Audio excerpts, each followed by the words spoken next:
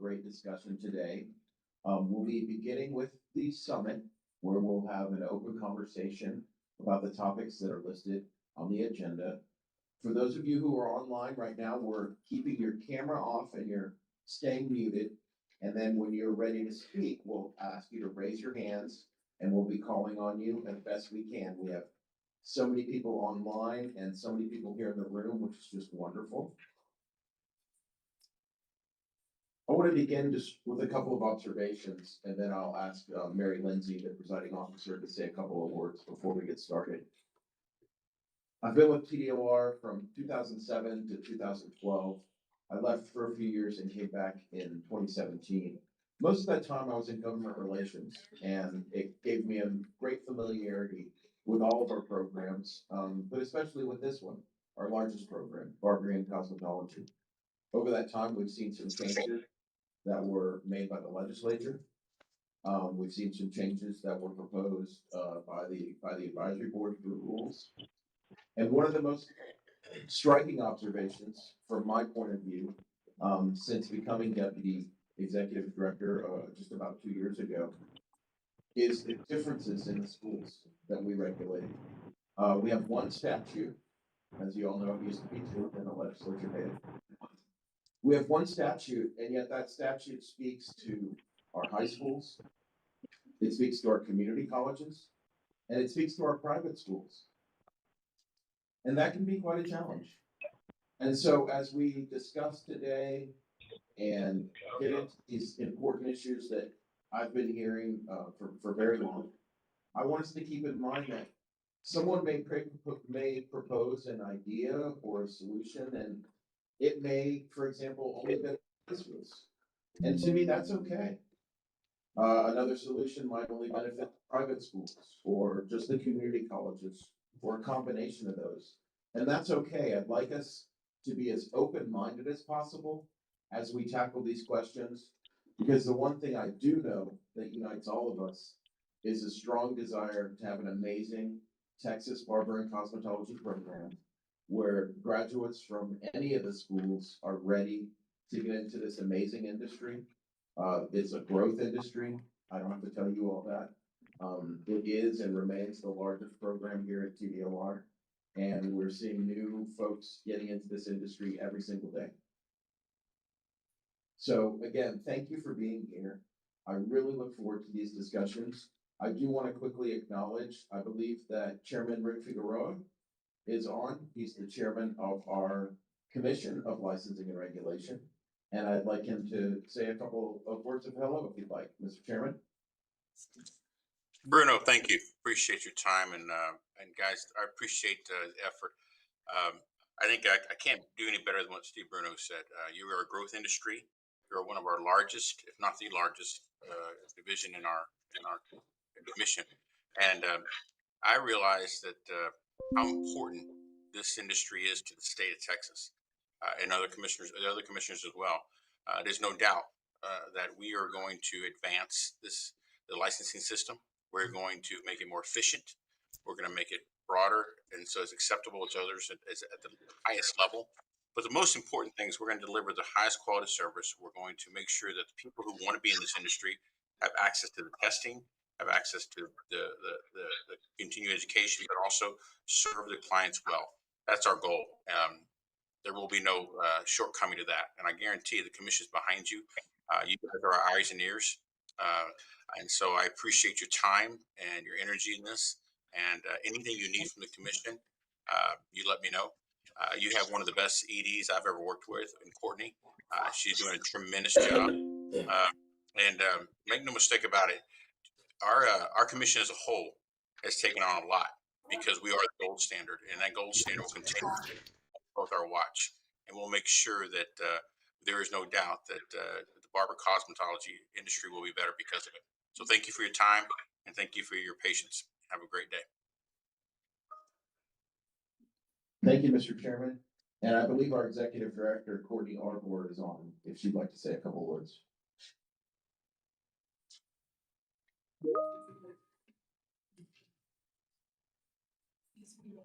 You're muted.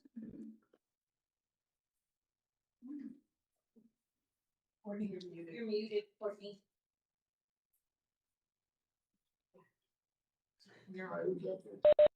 I wanted, thank you. Thank you for that. I just wanted to say a quick thank you to our advisory board who worked so tirelessly to continue to have this industry front and center for us as an agency.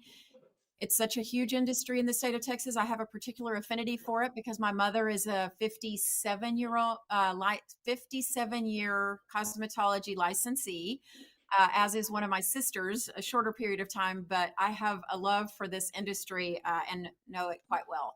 But I really appreciate Steve, Bruno, and the team pulling this together today. To me, this is what good government looks like when we hear conflicting views from people or conflicting opinions, and we have some latitude within the law to make change, that we bring you together to talk about that. So we're really excited to hear from everybody today. Thank you for being here, whether online or in person. Thank you again, advisory board members, for your time and effort and expertise. And Steve, I'll turn it back over to you and the staff. Thank you, Courtney. At this time, I'll ask Mary Lindsay, our presiding officer, if she'd like to say anything. Yes, thank you all for coming today. It's so good to see everyone in person. We're excited you're here to see faces and to see some change. Remember previously, whenever we would have the summit, they would say, TDLR would come out with their big hat on and say, look, if you want to be king or queen of the day, what would you like to see happen? And that's what the summit's for. And that comes coined from Brian Francis, of course, but that's what we need to hear. People have asked me my opinions. I said, well, I'm here to listen. I want to see where we need to go from here. And I want to be innovative. We all do. We need to see what our industry needs. And just showing up like this and being online and caring is what we need. We need the support of the industry and the support of each one of you. And of course, TDLR. And we have that with them opening up, letting us present today. So thank you for coming. And again, I'm Mary Lindsay, and I'm here to help. And I'll see you again at 1 o'clock.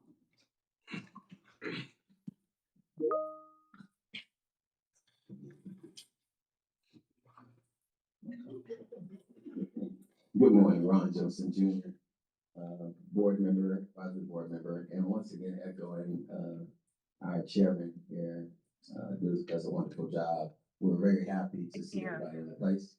Very happy to see everybody in the place. And hopefully today is a great summit where people will voice their concerns, talk about some things that's on your mind, and see how we all together can keep this industry with the integrity that we know it has. And I know for myself, I hold a Barber and Cos license. My family's been involved in this business a very long time.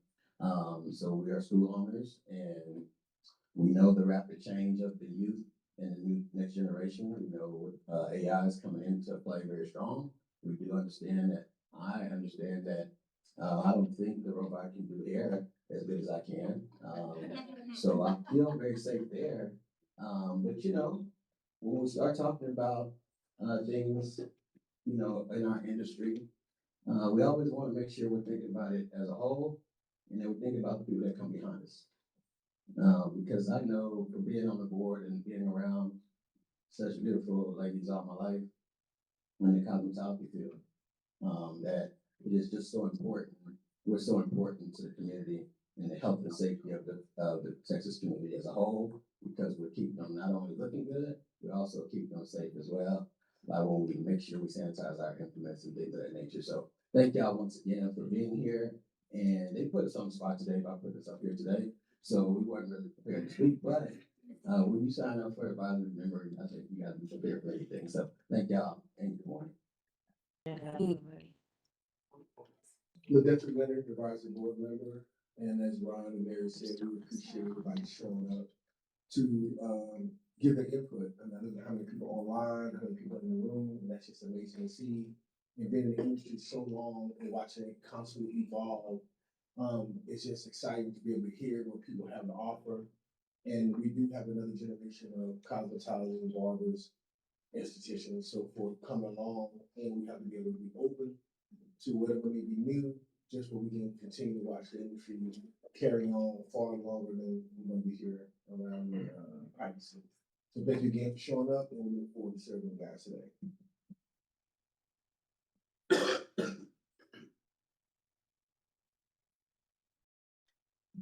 All right, thank you so much. Let's get started.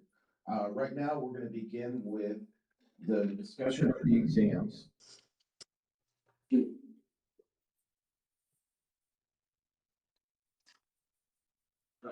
We don't have a quorum, so we don't need to, we'll do the roll call. We'll do the roll call when we do the advisory board meeting at 1. Everyone, you should have gotten an announcement. We'll be using the Poll Everywhere app to respond to some questions. So there are some, are there instructions that we need to give to anyone for that? Sure, the Poll Everywhere instructions are on the screen here. They're also printed in the room.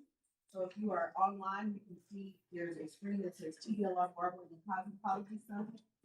We follow the directions there, either text, scan the QR code, or download the Poll Everywhere app on your phone or mobile device. You'll be able to answer the questions from there. And our first question is already live. How are you feeling today? Now, some people are popping in and indicating that most people are feeling overwhelmed as well. One person who might be a little sad, but we're going to move to the other side. But our first poll is live already.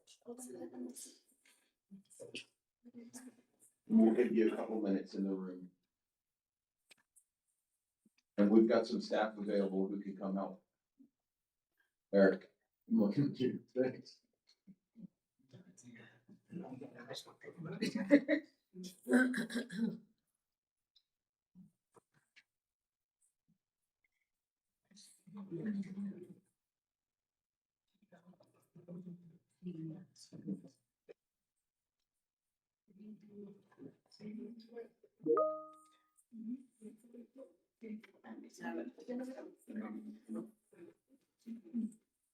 If anyone needs a hand, Eric's up here. Sorry about that. Oh, there you go. Great. Thanks, Daniel.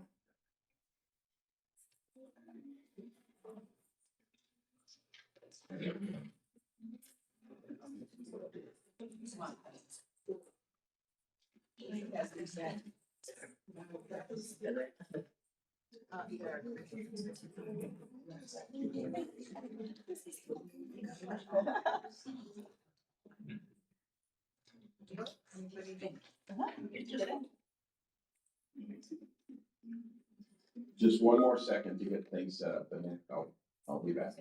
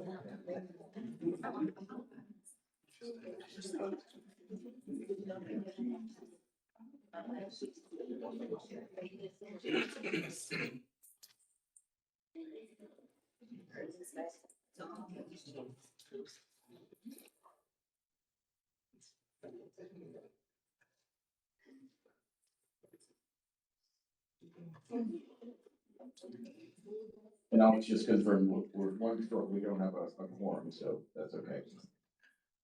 We will call roll at 1 for the advisory. And it looks like there, do we have some preliminary questions?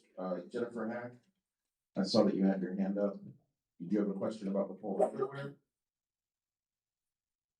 Okay.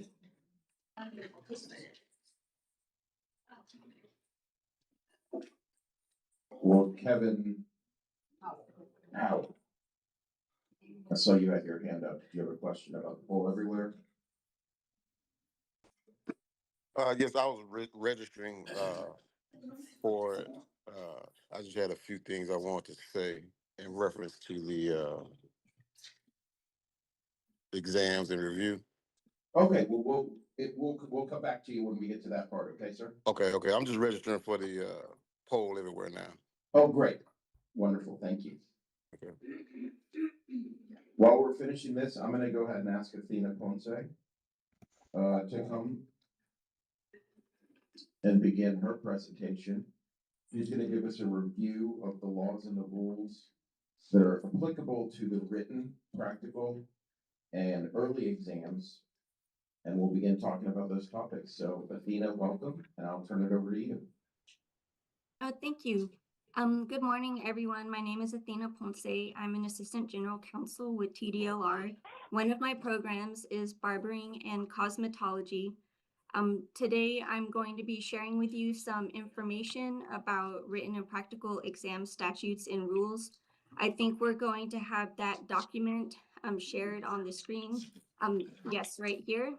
And I'm just going to give a quick summary as to statutes and rules that apply to the written and practical exams so that we can start the broader discussion today about how the statutes and rules come into play as to what we can and cannot do. And hopefully this will be a good introduction to today's subjects. So as shown here, one goal of this summit is to share ideas as to how students may complete all curriculum and licensure testing more quickly so they can enter the workforce. The current format for barbering and cosmetology practical exams is an exam proctored by a contractor at their testing sites and using their scoring metrics. So we're going to go over some practical exam statutes and rules and written exam statutes and rules as well. For the written exams, they are required for licensure under Texas Occupation Code 1603-252. Written exams must be independently, professionally validated, or purchased from a national testing service under Texas Occupation Code 1603-253.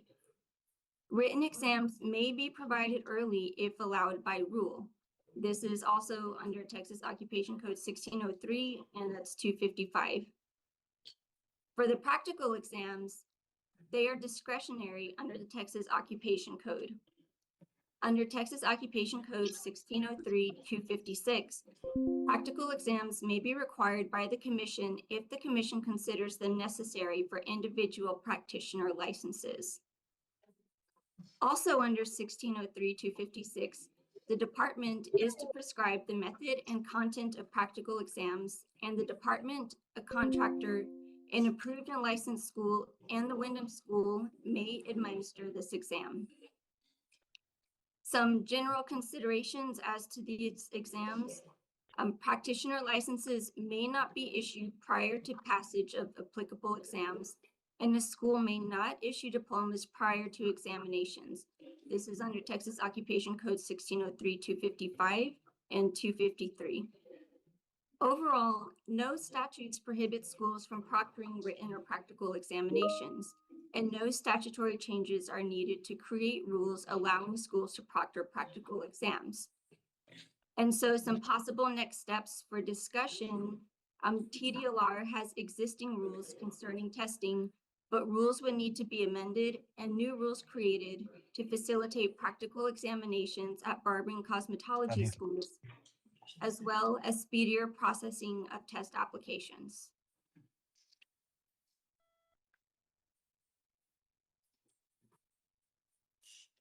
So that concludes my presentation for the moment, and I think we will be moving on to some other subjects. Thank you very much, Athena. Now, we're gonna call on the Education and Examination Department. They're going to share a survey that we conducted several months ago and share the written, excuse me, I jumped ahead. They're going to share the survey, the survey and past written and practical results up on the screen. Good morning. I'm Todd Forster. I'm a manager for the Outreach and Audit section of the Education and Examination Division. And as you can see on the board, feel free to stand up. We have the past 5 years of the written exam results. And Alex would scroll down. Go back up and down. Oh, not that. The past 5 years of the practical exam results. And this is all of the exams combined together. This isn't separating out Barber and Cosmetology as it is to VAC. We do have those numbers, including the manicurists and estheticians and everything. But for the broader discussion, we thought that this would be best. And scroll down, Alex. In May of 2025, we published on our website a survey for schools. The survey hits on various topics, including the practical examination and the written examination. Alex, if you can scroll down the response counts. Third page. That's information on the survey. For response counts, we had 439 total responses. 99.3% were completed. Only 3 were partial results. Of the schools we surveyed, scroll down, Alex. 55% were private schools, 13% community colleges, and 32% high school. We asked various questions like what aspect of the current licensing process do you believe is most critical to maintain industry standards? The written exam, the practical exam, course hours, and the course curriculum. Of those, the written exam at 78.2%, practical exam 70.6%. Course hours, 67.8%, course curriculum, 72%.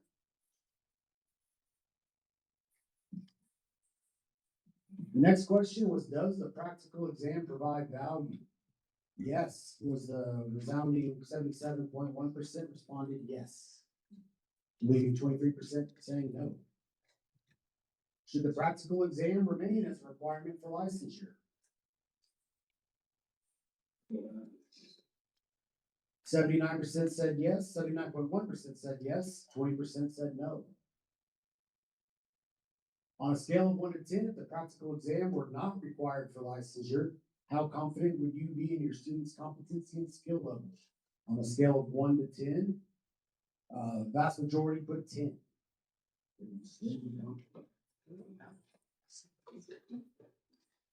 Scroll down.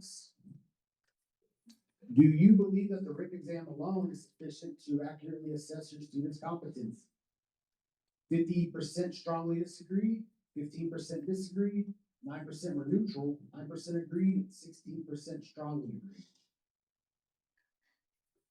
And that is the survey and the past 5 years of exam results. That's a survey that was definitely taken several months ago, but now we've got everyone here. Now that we've got everyone here together online in the room, we're gonna put up a poll everywhere question about this. And then start for our first open discussion about the practical exam and whether the practical exam does provide value. I've heard from various folks from all opinions. I've heard folks say that yes, the practical exam is important and it should stay. And I've heard folks say no, the practical exam with its high pass rate is not necessary. So let's get the poll everywhere question up and see what everybody thinks today. And then we'll start to call on people here in the room and online to provide some comments. So let's take a couple minutes. Are you gonna be able to get the question up? Question is live now. Okay. But I'm having trouble with my share, so as soon as I can get my share up, I will have the question. All right, great. Answering it on your poll everywhere. Answers are coming in already.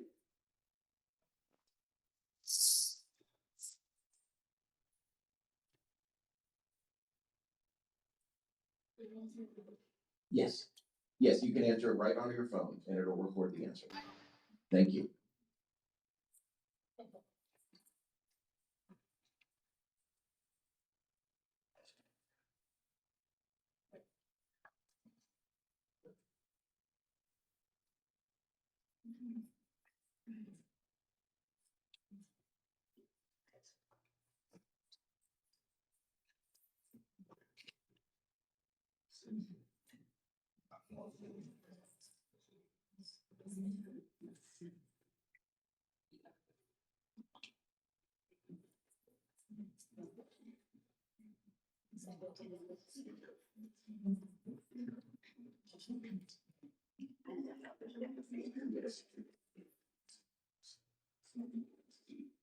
All right, we're going to take a quick second and take care of some committee business.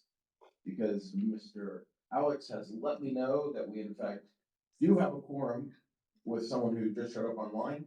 So we definitely want to acknowledge that there is a quorum of the advisory board members. So give us one quick second for some business, and Alex, I'll turn it over to you, sir. Okay, thank you, Mr. Bruno. I will do a roll call of the board members. Ledrick Leonard. Ron Jemison. Present. Natalie Inderman. Present. Naylin Holman. Present. Darren Peterson.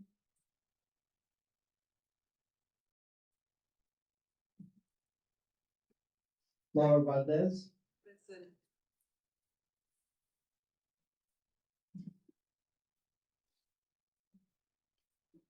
Laura Valdez. Banderas? Oh, no. Yes. No. Aurora Farley. Salvador Flores. Present. And presiding officer, Mary Coachella Lindsay. Then we have a quorum. Thanks, Alex. All right, now let's get back to the question, and we have one hand raised. I'm gonna call from, the first person I'll call on to speak briefly and share your thoughts is gonna be Amanda, who's joining us from online.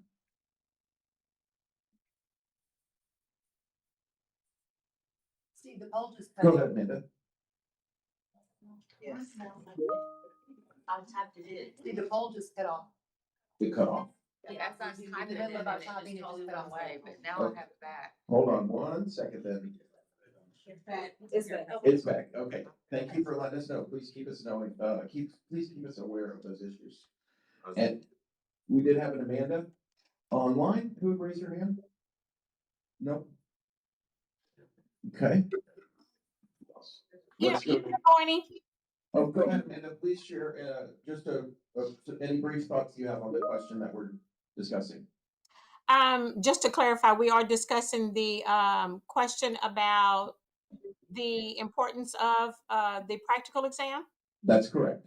Okay, just I guess in a slight I guess statement instead of question, but throughout the years, again, I'm sorry, let me back up. My name is Amanda Smith. I'm with Lamar State College, Port Arthur. Throughout the years, I've been in the industry for 40 plus years, and the practical exam has changed a lot since back when I took my exam, as we all know. Because of the decrease of what the students have to do at the state board exam for the practical, my opinion was to, yes, I think it will be beneficial to eliminate it, to get rid of it, because what they're doing, and again, this is my opinion, it is not really showing enough of what they're ready for in the salon. Now, if we do or did vote to eliminate it, my opinion would be to add a portion of it to the written exam, scenarios, color scenarios, chemical scenarios, things like that. I kind of put us on a level as nursing. Nursing doesn't have a practical exam, and yes, they do have to do labs, but their tests consist of a lot of scenarios as well. And I think since we are moving forward to a different era, in my opinion, I think that would be definitely beneficial for this industry, eliminating the practical, but increase or add in additional questions, scenario questions that's pertaining to the practical exam or practical skills. All right. That's it. Thank you very much. Thank you very much. Now let's go. We'll call on other people online, but let's go to somebody in the room. I'm Kimberly Moyers. I'm with actually Lamar State College Orange, and I work at a high school. And I think, like Amanda said, I mean, it's kind of all you test is safety and sanitation on the state board exam. And in the 90% pass rate, it's not really a valid test because it has changed, and all we are is testing, are they safe and sanitary? And if we eliminate that, then that would give us, 4 or 6 weeks of our time that we could actually spend getting these students more salon ready so they can go out and get a job.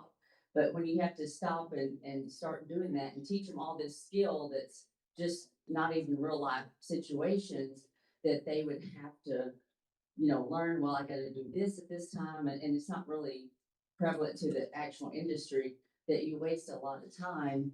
And then when they go, and especially with the virtual, the two hardest things on there, you can't even really see what those are on if they're really doing them correctly when you're doing virtual, and that's usually your only option because you can't ever get the testing date. And I think we would get students licensed a lot quicker if we didn't have that, and then we can get them ready, and then we could even spend more time on the written to try to get that pass rate up. Thank you very much. Let's go back to someone online. Let's see, Kevin Howell.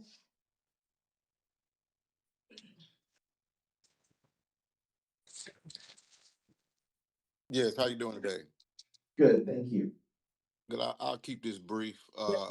Kevin Howe, I've been licensed about 20 plus years.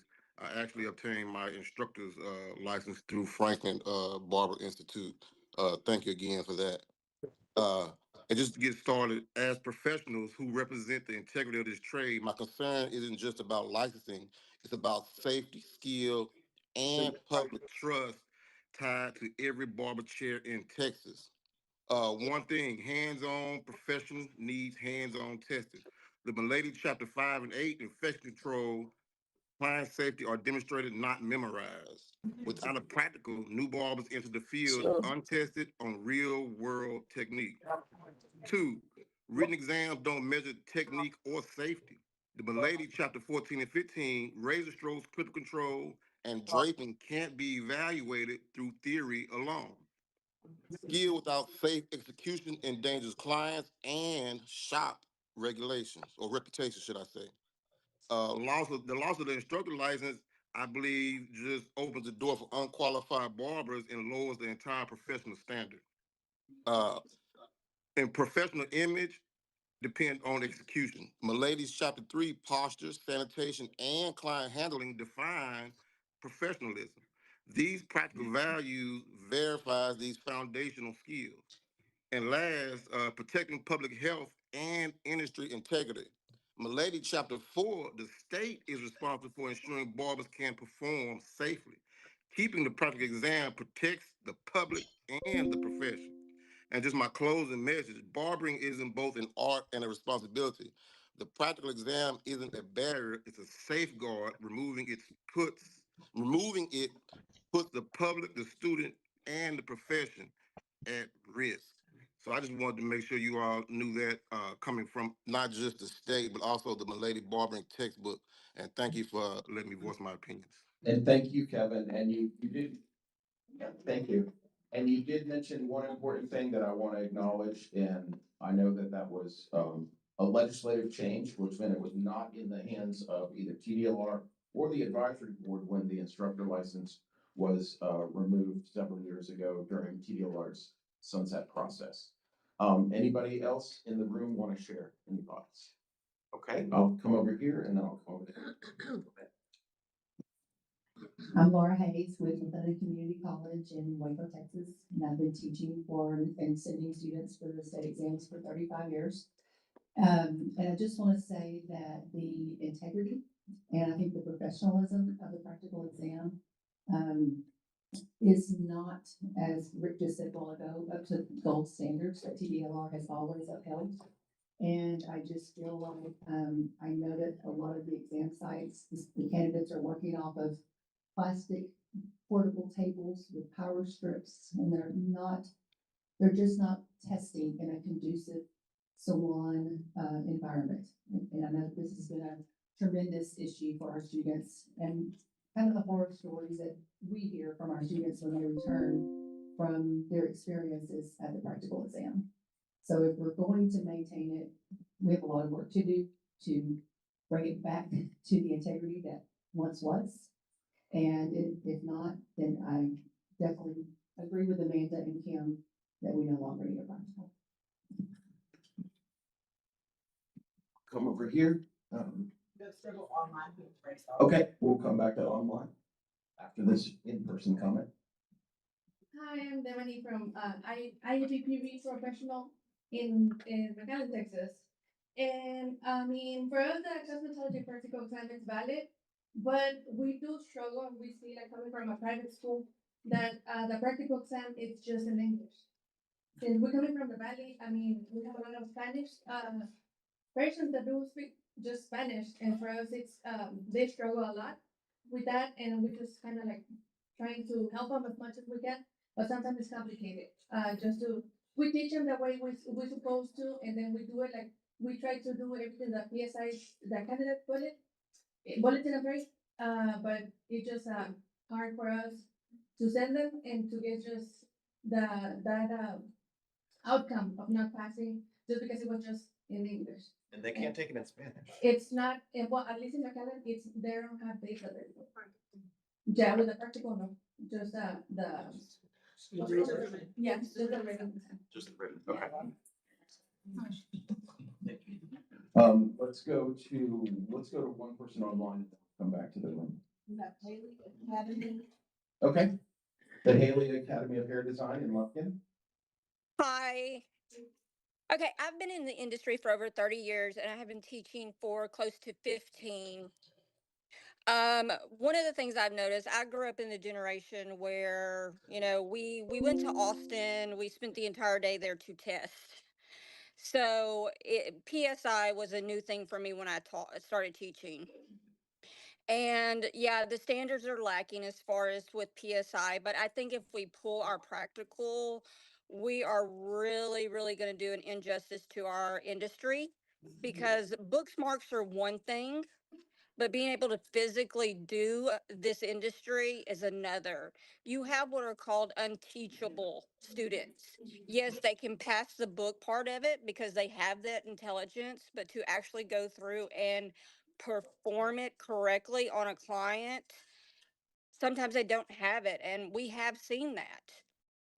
And I think if we take the practical away, it is just going to really pull our industry down into the negative. I think what we need to do is focus on bringing our practical labs back up and making sure that, the students have the absolute best testing facilities that they have, that we can give them in order for them to test. Great, thank you very much. I'm gonna come back to the room here. Hi, I'm Valerie Arredondo. I teach at Waxahachie High School, and I'm dual licensed of Barber and Cosmetology. We started a barbering program there 2 years ago. So, my opinion is the practical test is valid. I feel like we should keep it. However, I do feel like should be on.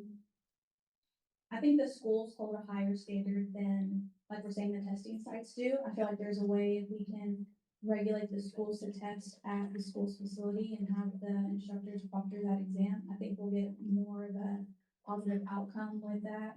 And I agree with the scenario situation. We should add more scenario questions in the written exam so that it pertains more to client interactions and actual things that the students will actually encounter in the shops and in the salons. So that's my opinion. All right, let's go to that online. We have Melinda Orta online. Good morning. How are you doing? My biggest thing when it comes to the practical, I have seen both as far as the teacher and as a business owner, because I tend to tutor a lot of students. And when it comes up to the practical, when I have 40 plus years as well. And when it comes to the practical, I remember when we had to make sure everything was perfect because we had a certain standard. Now we have students that are like, okay, I know that I need to know this, but do I really need to know that? And I'm like, okay, as long as you know the steps and the safety and the sanitation, you're fine.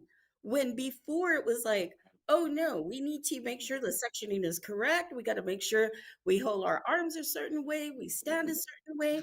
And I really feel that the standards have totally changed. That, I have friends that are in California and they're like, hey, our people are fine without the practical. And I'm like, yes, but y'all are also 10 years ahead of us compared to what we know now. And and it's sad. I'm sorry. No, go ahead, keep going, Oh, please. okay. And it's sad because it's like it to me, I feel like we as teachers, how much do we want to teach them?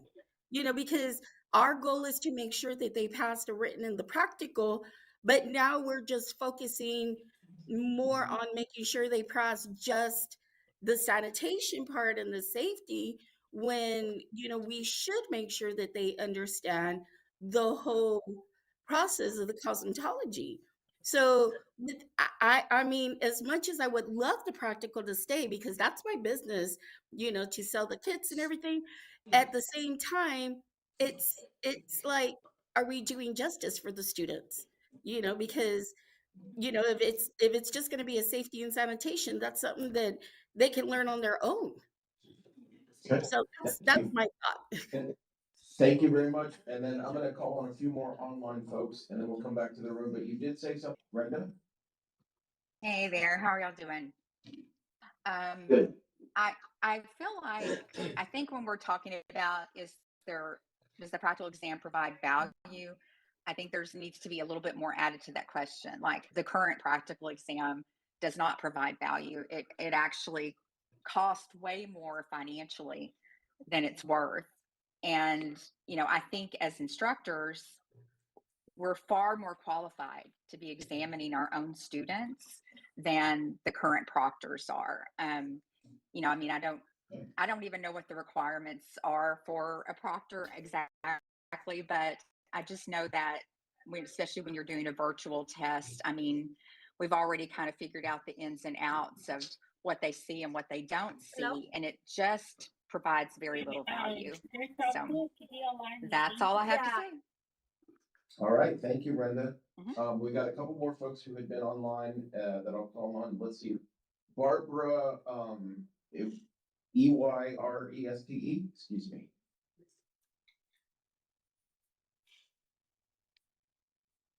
Is Barbara there still? Yes, I'm here. Okay, go ahead, Barbara. Hi, my name is Barbara Uresta, and I'm talking from John Jay High School. What Kevin had said, I believe everything he said. Every chapter has it, and we should keep the practical. It may not be but it's very important because it still learns everything what they need to know. The practical is not to provide the skill. They learn that outside. It's to know the steps of how to do sanitation, because when the inspector comes, that's one of the things they're looking at is sanitation. They're looking at all the stuff that if we have everything that is sanitized within there. If we're not teaching that and it's only on a written test, it's not. Both tests still need to stay. That's my spill on that. Thank you so much. Okay, thank you. Let's go to Pandora Freestone. Hi, can you hear me? Yes, sir. Okay, well, ma'am, but we'll go with that. I'm aware. I'm aware what I sound like. So is everybody else in the room? Okay. I wanted to agree with a couple other people. The problem I see with the practical exam is that question, as the last person said, it's not a real valid question, because the practical exam is not rigorous where skills are concerned. Yeah, we need them to know the safety and be able to protect the public, but they need to know their skills as well, basic skills, things that somebody that's not ever been an instructor doesn't understand. Industry folks don't always understand. What's the first step in teaching somebody how to section for a haircut? It's what kind of comb to use, things like that. How do you make that line with your comb? Where do you start? And those are the things that have always been our responsibility, and they were the responsibility of my instructor. I've been at this 43 years myself, And I would hate to see our practical exam go. Would it be easier for us as educators? Would it be easier for us as a college? You bet. Sure would be easy, but would it be a benefit to our industry? And that's the whole picture, I believe, is looking at our business, our industry. How are we going to support it, keep it strong? And that means skills. Okay, So the test just needs to be more rigorous. Can I make one comment? sure. Yep, I'll come to you in just a second. Let me call, let's do about 30 seconds each. I'm gonna go 2 more folks online. Let's see. Did we hear from Joseph Fields? Joseph Fields? Can you hear me? Yes.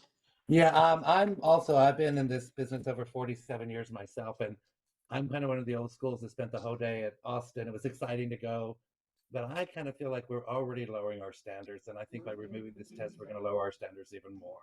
We've got to show at least some kind of practical skills, not just the sanitation, that the kids know at least the basics. I personally would like to go back to the 8-hour test and make them roll a whole perm and a roller set and the wig and the wiglet and all of it.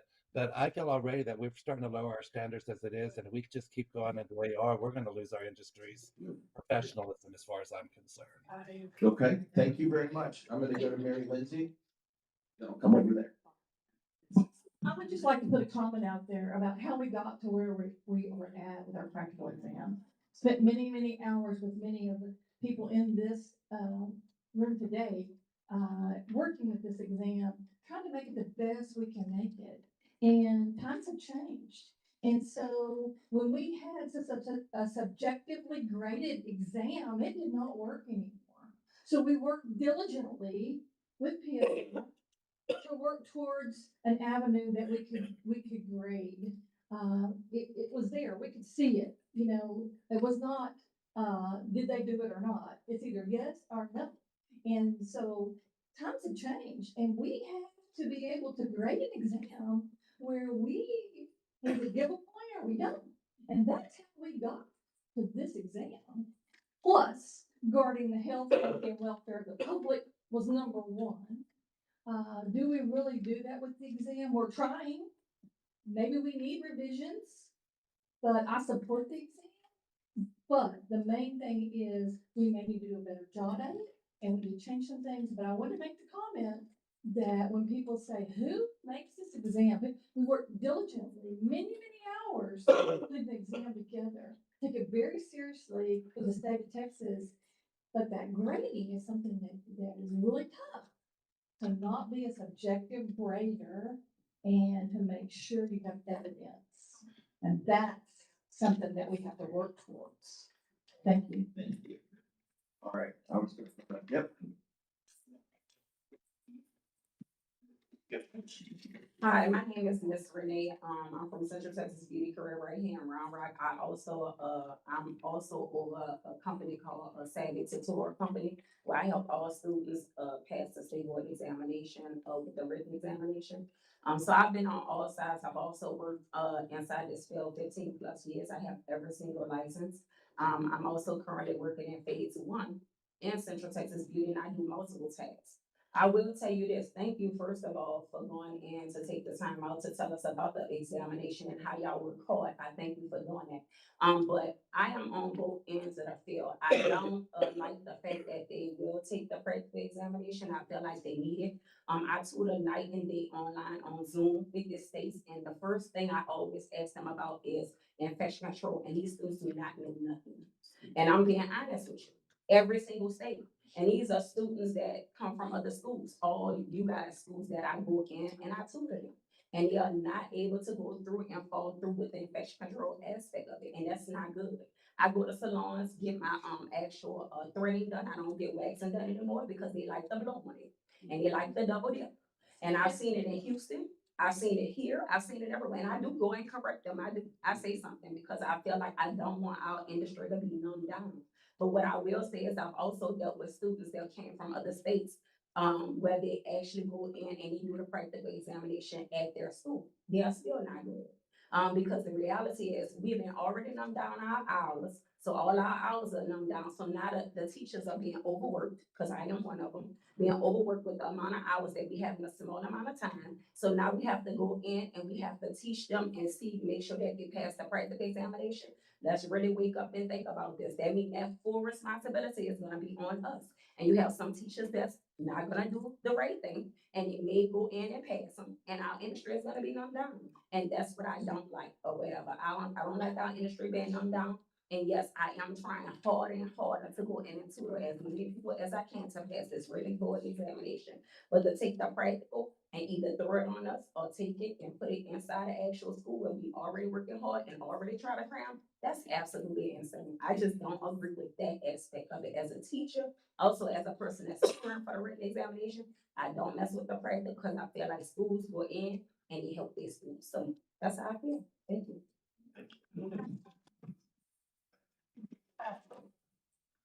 Hi, I'm Antoinette Allwood. I'm in high school in San Antonio. To directly answer the question, does the practical exam provide value? It does. Something to keep in mind is that our industry, everything we do is practical. We don't come in and talk to a client about what they want done. We actually do it. Okay, so if they're not going to be tested on how to actually do it, then why are they in the industry? And how do we know that they can properly perform in the industry? When we make the comparison to nursing, keep in mind that a part of the nursing training is a residency where they actually go into the field and they practice working in the field as if they're actually working prior to being licensed.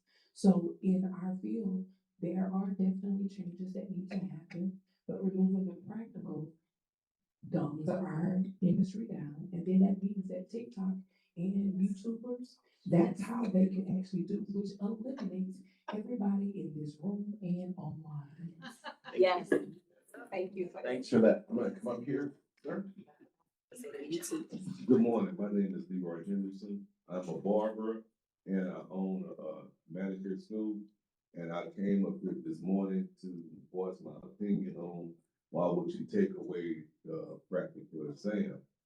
I've been barbering over 30 years and the practical exam, the barber industry saved my life and I wouldn't want to see it watered down. I like to see it even get stronger, get tighter. They took from $1,500 down to $1,000, and which is all right. Then they took the instructor license away from the instructors, which is all right. But now it seems like it's steady going, it's steady taking, and the industry is still getting watered down. The professionalism of barbering is a noble profession. That cosmetologist is a noble profession for ladies and men who might want to train. And if you let every blow Joe get a license, not even a license now, they just cutting hair. They just cutting hair. A neck strip between your neck and your cape will save your neck from being infected. So when you come into to take your practical exam, and you have those who are sitting there watching you come in, sit up, and sit up your station, disinfect your area, and put your client in the chair, and you put that cape around them and don't put that neck strip on them, you fail. That's simple, you fail. You know why you fail? Because you're not practicing what you preach. You gotta put a neck strip on before you put a cape on. And I'm just talking about neck strip, I'm just saying your comb, you're not having your comb and your wet sanitizer, you're not putting your dry sanitizer. There's stuff like that. When they go to the practical, they see these things and they're not doing them, and then they fail. Then you go back to your school and say, why I failed? Because you didn't practice. You didn't follow the procedure, what you're supposed to follow. And that's what I think we should keep the industry at a level that it suits everyone. Thank you. Thank you very much. Now, I want to remind everyone, we do have some other questions that we want to get to. The poll is staying open, so you can continue to answer that poll. I've got Serena FAJUL online, and I'm sorry, I'm not able to pronounce your name correctly, Serena.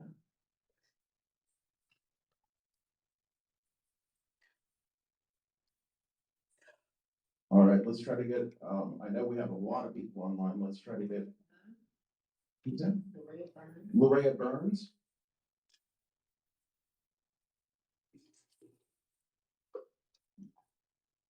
Loretta Burns, did you wanna say something? Can you hear me? Yes, please. Hello. Sorry about Yes. that. Please share, quickly share any comments. Okay. Sorry about that. Yes, my name is Laria Burns. I'm actually a licensed barber and cosmetology of the industry for over 30 years. And I currently have a business. I'm a hair care clinic here in Texas. And I just wanted to say, I believe that the practical exam definitely has value. And the reason I say that is in our clinic, we mainly deal with clients dealing with alopecia and hair loss. And what we are noticing that a lot of these clients, it has nothing to do with medical. It's having to do with licenses, as people have said before, taken away. We're dealing with already where natural hairstylists no longer have to have licenses. So because of that, we are having the lack of sanitation, scalp and hair health. So now those clients are now becoming my clients. If we water down, as people have said before, the industry even more, where the practical of the basics, because that's what's important, is the basics. You know, how do you sanitize your comb the correct way? How do you shampoo hair? Because I'm not sure if you guys know that on the natural hair side, they can do hair in the salons now with no licenses and no shampoos. So now we're having these clients come into our business, like the hair care clinic, who absolutely have no hair. So I believe the practical exam is very important. And as people have mentioned before, maybe some of the old school come back. It shouldn't just be focused on the sanitation of the industry, but also the practical side as well. So the more we continue to Okay, take thank you. away the licenses, then we're going to have more people like the clients now I have to serve with no hair. And a lot of it has nothing to do with their health or their history in the family, which most people think that it does. Most of it is dealing with the industry taking away licenses again, like the natural side, which I do believe that should come back because people no longer have to shampoo hair. They just can do hair and make money. So that is just my opinion on that. So thank you for your time. Thank you. Did you have anything? Okay. And remember, everyone, sorry, before I come to you, you can leave your comments in the poll. That's gonna stay open. I don't know if we'll be able to hit everyone online before we go to the next question, but we're gonna hit a couple more. Yep. My name is Victoria Young. I'm from Dickinson, Texas. And it is very vital that we do keep the practical because when we're dealing with high schoolers barely know how to take care of hygiene on themselves, so they're learning. And as they're learning, they're teaching others. And as they're teaching others, then that does allow our industry to grow stronger and better, and also to keep good hygiene and sanitation going out into the world. We find that a lot of them are doing hair at home, and it does go back to that neck strip not being in between the cape and that neck. It does go back to using maybe products that aren't good for someone's scalp or not checking for that scalp. So I think that that's super important that we keep that practical. Thank you. Thank you. Okay, here we go. Hello, I'm Monica Queen. I'm currently a high school instructor at Lancaster High School. I have 32 years in the industry. I hold a Barber and Cosmetology license in Texas, Tennessee, California, and New York. And I would like to say that the test does add value. Maybe not, maybe it should be modified. My other thing I would like to address is that we need to start using the same terminology. Natural, pretty much everybody in the room is natural. Natural has nothing to do with ethnicity. Textures is when it branches off. Yep. So I would like to see the practical more inclusive to all hair textures, not just saying natural as in African American. And so they were all, because I've had to go to New York, teach stylists how to detangle textured hair. It's not just natural hair, okay? Natural is what grows out of scalp. So some of that terminology needs to be cleaned up, and I would just like to see the practical more inclusive. Thank you. And there is somebody online. I see your hand now. Serena, go ahead. Hello, good morning. So I would state most of what I teach my students when it comes down to state board is sanitation. It's almost like you kind of find yourself kind of sounding like a broken record with hand sanitizer, hand sanitizer, hand sanitizer. Just for a lot of these students when they get to the exam to find out that that is what majority of the exam consists of. So my suggestion would be if we're going to keep the practical examination, to have it just focused on the safety and sanitation parameters. Maybe an idea could be to work in like a barbicide section and have it be timed. How would students implements and things like that, since we're running into all these issues with practitioners not knowing how to properly sanitize their implements. But I mean, I would think that since a lot of what we do for the practical examination is so redundant, and because we're not having them complete like full services, most of it is in quadrants or just them simulating certain areas on the head. Why not just make the primary focus be about demonstrating safety and sanitation only? Okay, thank you. We're gonna go to somebody in the room. Good morning. My name is Alicia Rivera, and I am a high school educator. I have been a high school educator for 21 years. I've also been on the board and helped with different parts of this industry. One thing that I would like to say is this, is as an educator myself, I feel very confident that when my student leaves me, that they're going to know what they're doing, that they're going to know how to do sanitation. They're going to know how to disinfect. And I feel like if your school is not confident in that, then it's not the testing that has the problem, it's the school that has the problem. Another thing is this, is that you need to look at financial barriers. We're looking at barriers. We're not just looking at can they sanitize or can they disinfect. What about the barriers that we are creating by making them take this practical exam when it's not efficient? I myself, as an educator, am very confident that I can put the practical exam into my curriculum. We do it every single day. We talk about bringing back old school. What about in the old school way when we had to keep up with skill sheets? We had to write everything down. That had to go into their records. That is no difference. I today still do that. I still hold my students accountable, but it's putting it back onto the school. That's what it is. And until we start holding the schools accountable, that's where the issue is. Another thing too is that when we look at financial barriers, how much money are we spending extra for these students to have to repay? And I am at a high school, so it is a little bit different, and I realize that. But it is a financial burden if you have to buy an extra kit, if you have to redo a kit, buy nail product that we don't even use in the salon because you have to go take a test because it has to be odorless. Okay. And things are not getting cheaper. They are going up, up, up, up. I'm not saying that a practical is not needed, but I feel like if the state allows us to be able to do our curriculum any way we want to, because every school can do that. There is no standard.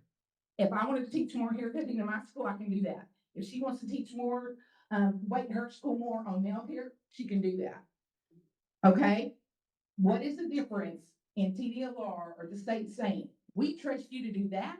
Why can't we trust you to align your practical into your curriculum as long as you have documentation? What is the difference? Then we don't have to wait months and months for a student to be able to test. They can go straight to work. It's that easy. They take a written exam, and I kind of disagree with somebody saying earlier that by not, about the nurses, that they take the practical, they don't have to take a practical exam. This is the thing. The biggest problem is not the practical, it is the written. Bottom line, we know that they're able to do all these things practically because they're at 90%. Where's the problem? It's at the written. If you take your focus off of that practical and put it back into the written, what you're going to see is, first, you're going to see students passing for the first time instead of over and over and over. That hurts our accountability. And I don't know if you guys are worried about that, but I worry about that. Because I want to be known as the best. I want my students to be known as that. In closing, the other thing that I just want to say is, you have to look and ask yourselves, are we wanting to keep this because it's always been that way? Times are changing. We have to evolve with the time. We have to bring our standards up, but are we really bringing our standards up by keeping a practical that is not really beneficial for our students? We talk about integrity. I don't feel like this practical exam shows integrity at all. And that's what I have to say. Thank you very much. I do want to ask, Athena, I'm going to ask you to come back on in a second. We just heard a comment about schools and the ability or not to give their own exams. I'm going to ask you to come back on, Athena, in just a minute and review that and show what any options that the advisory board may have. Okay, go ahead. Let's go in the room. Comment to make about the 9% pass rate with your practical. That is, you have to remember that's in direct correlation. That's test, the written has already been given. And so those are the students that pass, that are taking the practical. So you're going to have a higher percentage of people who pass the practical because they've already passed the written. So they've already done the work. So those are most likely going to be your students that do pass. So you can take that and go on either side of it, but just remember that there's a direct correlation there. Thank you. All right. Give me 1 second to check in with Tamara, please. We have several online. We have Amanda. Let's try to hit 2 or 3 more online, and then I'll call on Athena, and then we'll go to our next question. Okay. Campbell?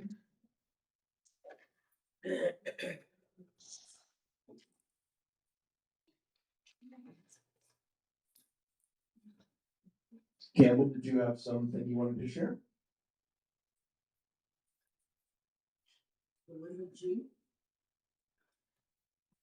Hello? Oh. Sorry, can you hear me? Hello? Can you hear me? Karen Camel? Okay, go ahead, Karen. Hi. My name is Karen Camel. I'm from Houston, Texas, HISD, teaching Barbara Jordan Career Center. I've been teaching here 4 years, but also helped bring about Cleveland High School's cosmetology program. And I also taught at the college realm for about 15 years.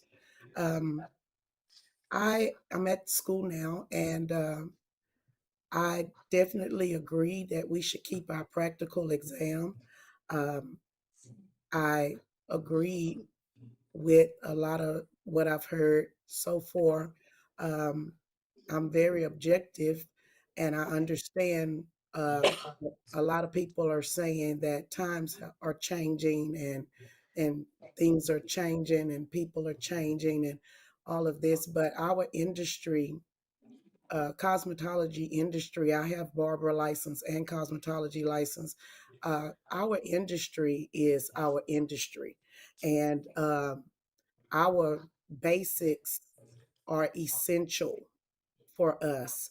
I totally agree that I teach high school students, and they have to be reminded constantly about what I teach them daily. And we have dropped the ball a lot And when I say we, I mean for as our, to me, it's, I don't know where it comes from. I guess the state, um, maybe even the governor, maybe even further than that. But we shouldn't have dropped the hours. I don't believe. I don't believe that we should have dropped, definitely not dropped our instructor's license. That I'm still hoping that that comes back because I paid for that.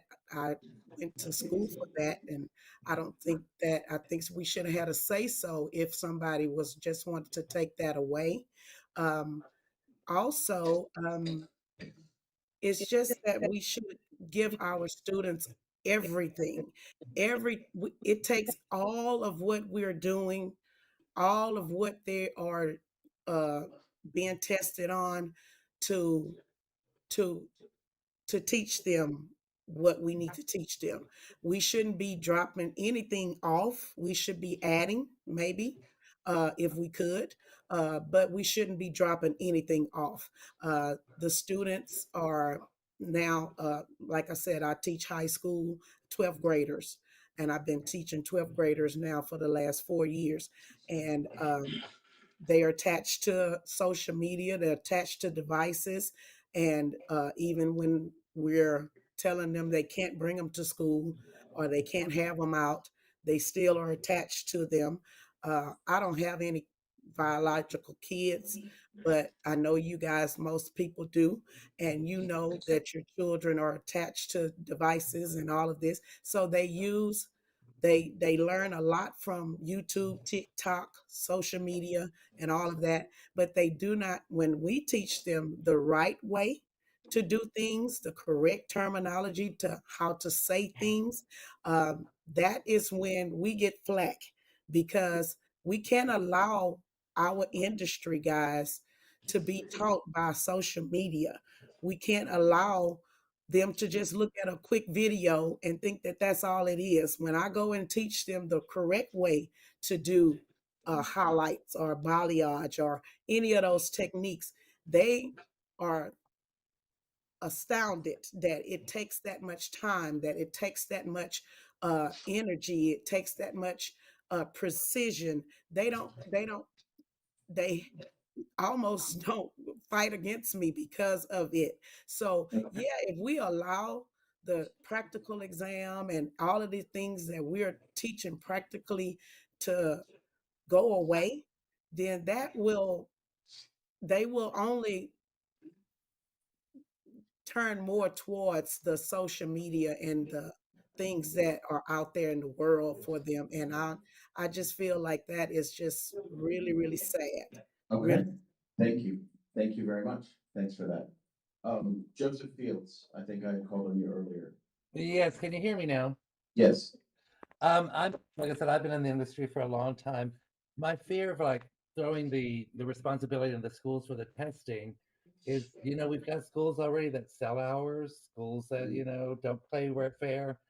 How many people are we going to be sending out there passing tests just so the school looks good?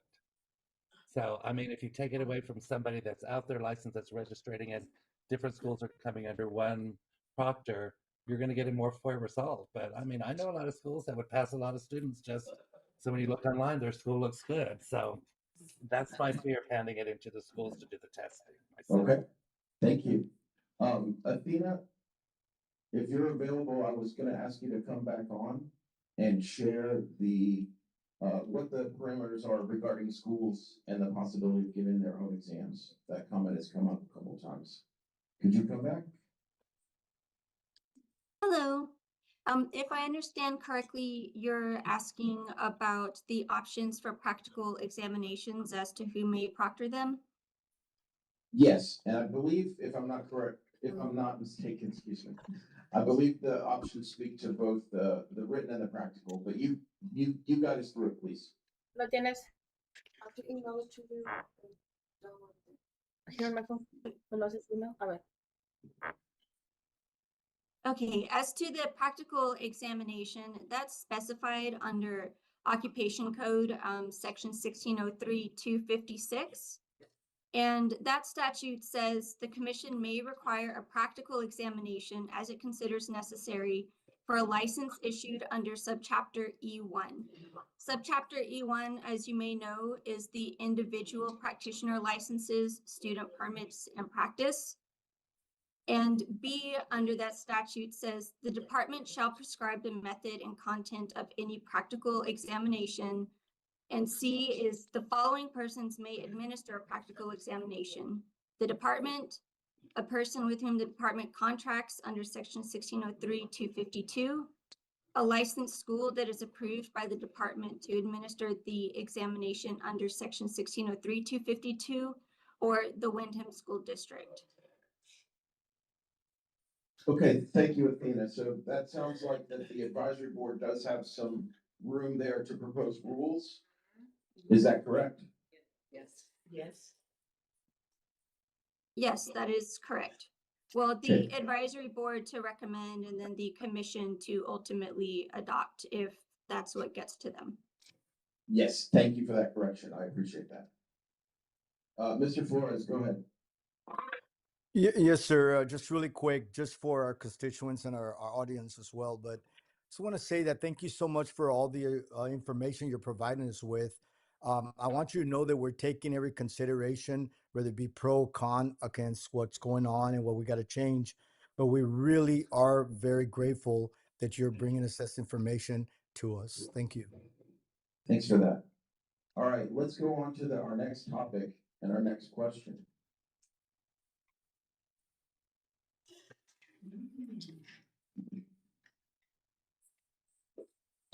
All right, we're gonna go now from the exams to a discussion. We're gonna have a presentation from, is that gonna be from Derek? We're gonna have a presentation from our staff. I believe it's gonna be from Derek to talk about an issue that I've heard about and I know that you all talked about a lot, and it's gonna be stackable credentials. So Derek, could you give us an introduction to that, please?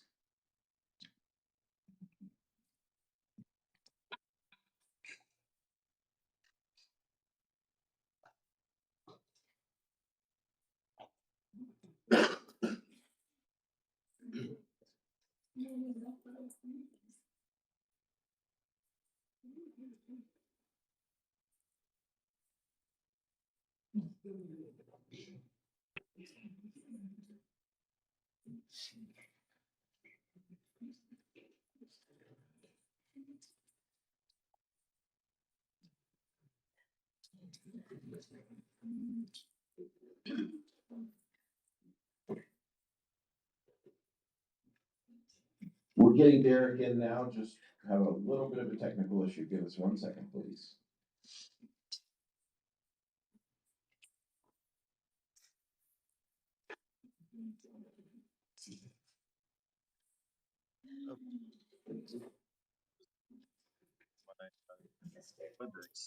All right, we can see you, Derek, and I think you have audio. Can you give us a test? Can you hear me okay? Okay, good deal. Alex, were you or should I switch? Derek, your audio is breaking up just a little bit. Can you try to speak up just a touch louder and slower for us, please? Yeah, sure.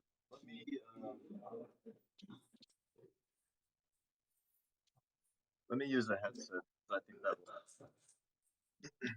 No problem. We'll give you 1 second. Thank you.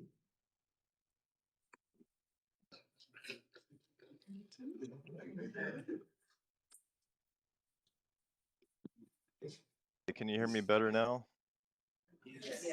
Yes, that sounds great, Derek. Thank you. Okay, great. Okay, all right. Thank you, everyone, and apologies for the technical difficulties. My name is Derek Burkhalter. I'm an assistant general counsel with TDLR. I've been handling the program for a few years now, so you may recognize me. So this portion deals with the idea for what we're referring to as stackable hours in the curriculum. This was an idea that was submitted in a public comment during the 2023 rule review process. So basically the idea is that a student who has taken the specialty license curriculum should be able to build on that coursework to obtain either a combination license or a full Class A barber or cosmetology operator license without having to repeat some of the coursework, some of the duplicative coursework that covers both license types. So Alex, if you could scroll down just a little where we see all the chart, and if you could possibly zoom in a bit so we can see the text of the chart a little bit better. Okay, so this chart is basically meant to provide a visual of what services are allowed to be provided by each license type. So if you look in the second column here, the one that says services defined in section 1603.0011, so that is the statute or the law in Occupations Code Chapter 1603, where it defines barbering and cosmetology. So it tells us all the services that are contained within each license type. And so I've abbreviated them a bit because if you look at the actual statute, each one of these is, some of them can be a pretty long paragraph. So I've kind of just tried to simplify it a bit.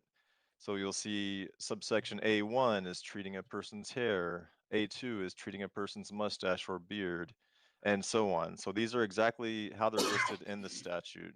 So numbers A1 through 9, and then we have subsection B at the bottom, which is shaving a person's face, neck, mustache, or beard with a straight razor or an unguarded razor. And then at the very bottom, subsection C, which is applying eyelash extensions. And so you'll see on the top row, on the kind of right side, is each license type that's provided in the statute. So all the way from Class A barber to eyelash extension specialist. And the statutes tell us which of the services in the second row that each of those license types can provide. And so the green boxes are meant to indicate that that is a service that can be provided. And then the kind of pink boxes indicate that it cannot provide that service. And so you can kind of see from this that all the services, they kind of fall into some natural categories. So you'll see the top two, hair care services. Those can only be performed by Class A barbers and cosmetology operators. So those kind of, they kind of form a natural building block of just hair care services. And then the next four, those are things estheticians can do. Those kind of fall into skincare services. So we can kind of group those together, the four of those. And then the same moving on with nail care services. A7 and A8 are something that only manicurists can do. And then we have hair weaving services, unguarded shaving services, and eyelash extension services. So the boxes on the left column, those are kind of the natural building block categories that these line up into. And so you can kind of look at each license type as kind of a stack of those blocks. So if you look all the way to the right at the eyelash extension specialists, you see the only block they have is the eyelash extension services. Hair weaving specialists, they only have the hair weaving services block. But an esthetician, you can see they have the skincare services block plus the eyelash extension services block. And then the Class A barber, they have a full stack. They have the hair care block, the skin care block, nail care, hair weaving, and unguarded shaving services. And the same with the operator. So this kind of, visualizes the idea. So if I have an eyelash extension specialist license, I have the one block. And if I want to get an esthetician license, I should be able to carry over that one block and only add the skincare services block to obtain my esthetician license. So that's kind of the general concept for that. The comment had also recommended that each license type also have, in addition to these blocks, its own sort of fundamentals block. And that would be things like health and safety, business principles, ethics, things like that that are going to be kind of specific to each license type that you would just kind of add on to each license type. So the esthetician license would be the skincare block plus the eyelash extension block plus a fundamentals block for the esthetician license, and so on. So that's kind of the general principle. Alex, if you could scroll down a little bit, please. Past the chart and just onto the next area. So this kind of just explains what I've already said, the building block principle. If you take the column on the left where we had divided them into the blocks and we just use one letter to indicate each block, that'll kind of help us visualize a little bit. So hair care services would be an H, skincare S, and so on. Go ahead and scroll down, Alex. And then F would be the fundamentals to the license type. And then so, as I said, each license would just be a matter of stacking the blocks. So Class A barber would be hair plus skin plus nails plus weaving plus unguarded shaving plus the fundamentals. Cosmetology operator would be basically the same, except it would have eyelash extensions instead of unguarded shaving. Manicurist would just be the nails plus the fundamentals for the manicurist. Esthetician would be skin plus eyelash extensions plus the fundamentals for the esthetician, and so on. So manicurist slash esthetician would basically be the manicurist block plus the esthetician blocks plus the fundamentals, and so on, going all the way down. Alex, could you please scroll down? And so when we look at, basically we would have to assign a number of hours to each of those blocks. And we want them to be put together in such a way that the Class A barber license and the cosmetology operator licenses would both have 1,000 hours, which is, the maximum and what we're used to seeing. So one way to do that is the way that I've listed them here. So hair services would have 250 hours, skin 200, nails 200, weaving 100, and that could be flexible. We could move some of these numbers from one into the other if we had to. Eyelash extensions 100 hours, unguarded shaving 100 hours, and then the fundamentals for any license type would be 150 hours. Alex, please scroll down. And so if we use those numbers, you can kind of see, if you just plugged in those numbers into the formula we have here, then the Class A barber, as I said, would be 1,000 hours, which matches the current requirement. The same for the operator. But you'll see the manicurist, because it's just nails plus the fundamentals, that would only be a 350-hour curriculum. But you'll see currently we have that set at 600 hours. So that would result in a drastically reduced hour requirement for that license type. Please scroll down, Alex. And similarly with esthetician, it would just be skincare plus eyelash extension plus fundamentals, which would bring us to 450 hours instead of 750. So you would see that student could save up to 300 hours. Manicurist slash esthetician would add up to be 650 instead of 800. Hair weaving specialist, 250 instead of 300. Hair weaving slash esthetician would be 550 instead of 800. And eyelash extension specialist would be 250 instead of 300. So as you see, most of the combo licenses would greatly benefit from this. Again, we could shift some of the hours around. So instead of 100 hours for hair weaving, we could do 50 and then add the extra 50 onto hair care services. So these hours aren't set in stone. They're just an example I was trying to use to show how this could play out. But there is room for some flexibility. So that is basically the concept. And I think that ends my presentation for now. Thank you. All right, Derek, thank you. Now we're going to continue with that topic with Lorraine Zaruf and Yvonne Lopez. Lorraine from our Education Exam Division and Yvonne from our Licensing Division.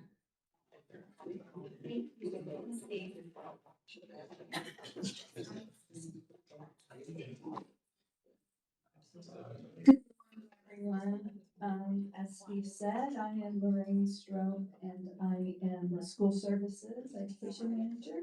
So my team works with all of you on a regular basis. So thank you for what you do. I want to continue this conversation just a little bit about the stackable pathway.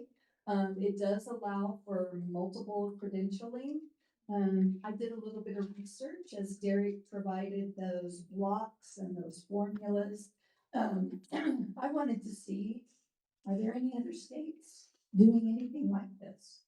I couldn't find any. So if there are any other states out there, they are not advertising it. I did quite an in-depth research on some of the board sites, and I could not find anything. So this is a unique concept for the industry. If you will go ahead and go to that next slide, Alex. So I took the blocks and the math, I'm going to call it the math portion that Derek had labeled for us. And I took that information and then compared that to our exams and what is covered in those exam topics. And by doing that comparison, I did the same breakdown that he did of ours, and there was only a slight difference. If you go ahead and go to the next slide, Alex, I wanted to show you kind of a picture of what the stackable portion would be. So for example, this would be the operator. So you would do the law and rules, your history, your professional career information, and the diseases and the disorders. Many of those are repeated throughout each section for license type course. So I showed how you would stack as the term is being used, stack those hours on top of each other. So you'd have your 150, which would be your basics. If you went to college and did your degrees, you have to get all of your basics done first. So that would be the 150. Then you could choose whether or not you wanted to do manicuring or esthetician or hair care next. And as you stacked those over and went through, you would add up to the 1,000 hours. Now, as Derek said, by doing that, that does lower each course quite a bit. So this is where you all come in. We would love to hear your comments and opinions, concerns on what that would look like. Like Derek also said, this was a suggestion by an educator in the area. And so we decided, well, let's just put it out there and see what you all think about that concept. There's a lot to think about.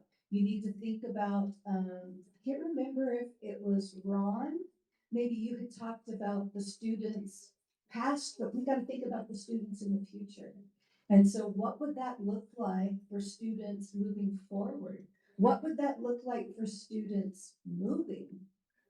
So there's a lot of questions that I have even just looking at it. So I want to introduce Yvonne Lopez, who is our licensing manager, who licenses our practitioners and works heavily with the industry as well.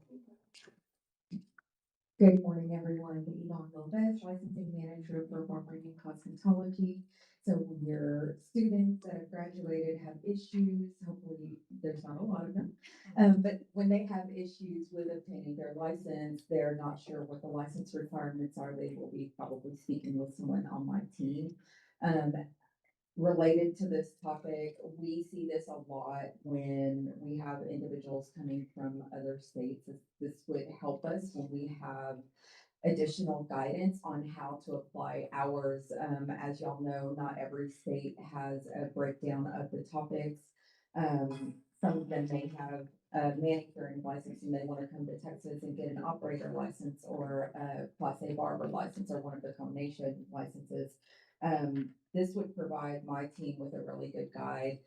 We also do some of the review when your students are coming to you and saying, you know, I wanted to do manicuring initially, and then I wanted to go over to manicure esthetician.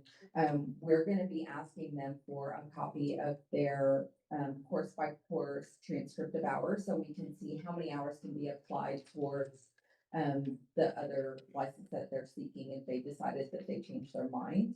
So your input, as Lorraine said, is really, really valuable because this will give us a guide on what to be looking for.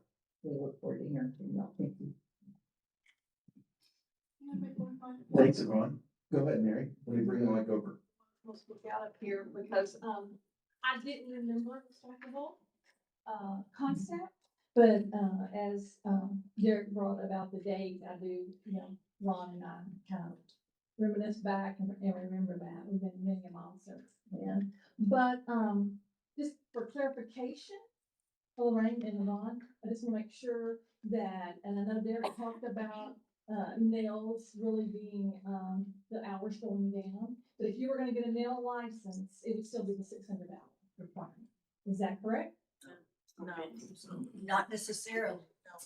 That is what this, I just thought if you were, that's what you would take over with you, and we used to do Well, some of that. With, I don't want to interrupt this discussion, but just overall, what would happen is you would have this discussion, right? If the advisory board, for example, wanted to explore this, then either Derek or Athena and the rest of the staff would work with you all in a work session to have these types of discussions. Right, Lorraine? yeah, there would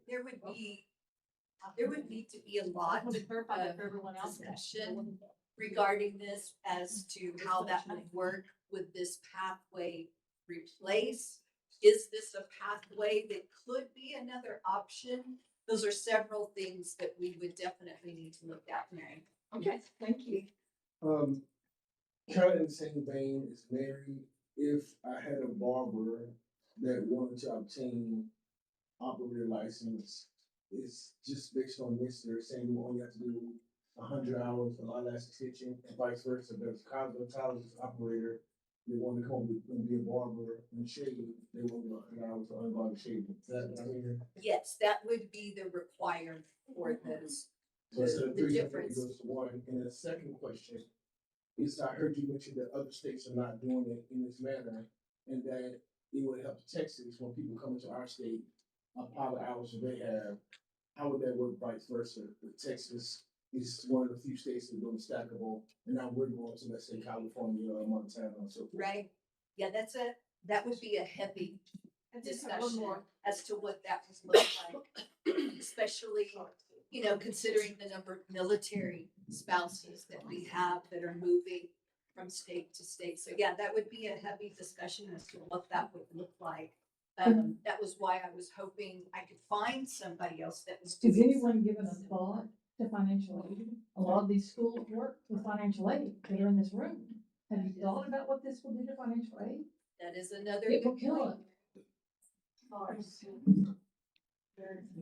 Well, that's why we're having these discussions and no one, just to be very, very clear, no one's saying that this is gonna be the way it is from now on, right? This is why we come together and hear all of the opinions and thoughts and various interactions that this would do. We'll go right here and then right behind. The point. One thing that I noticed were the hours. If we look at our written test, we have 88% of it is on hair.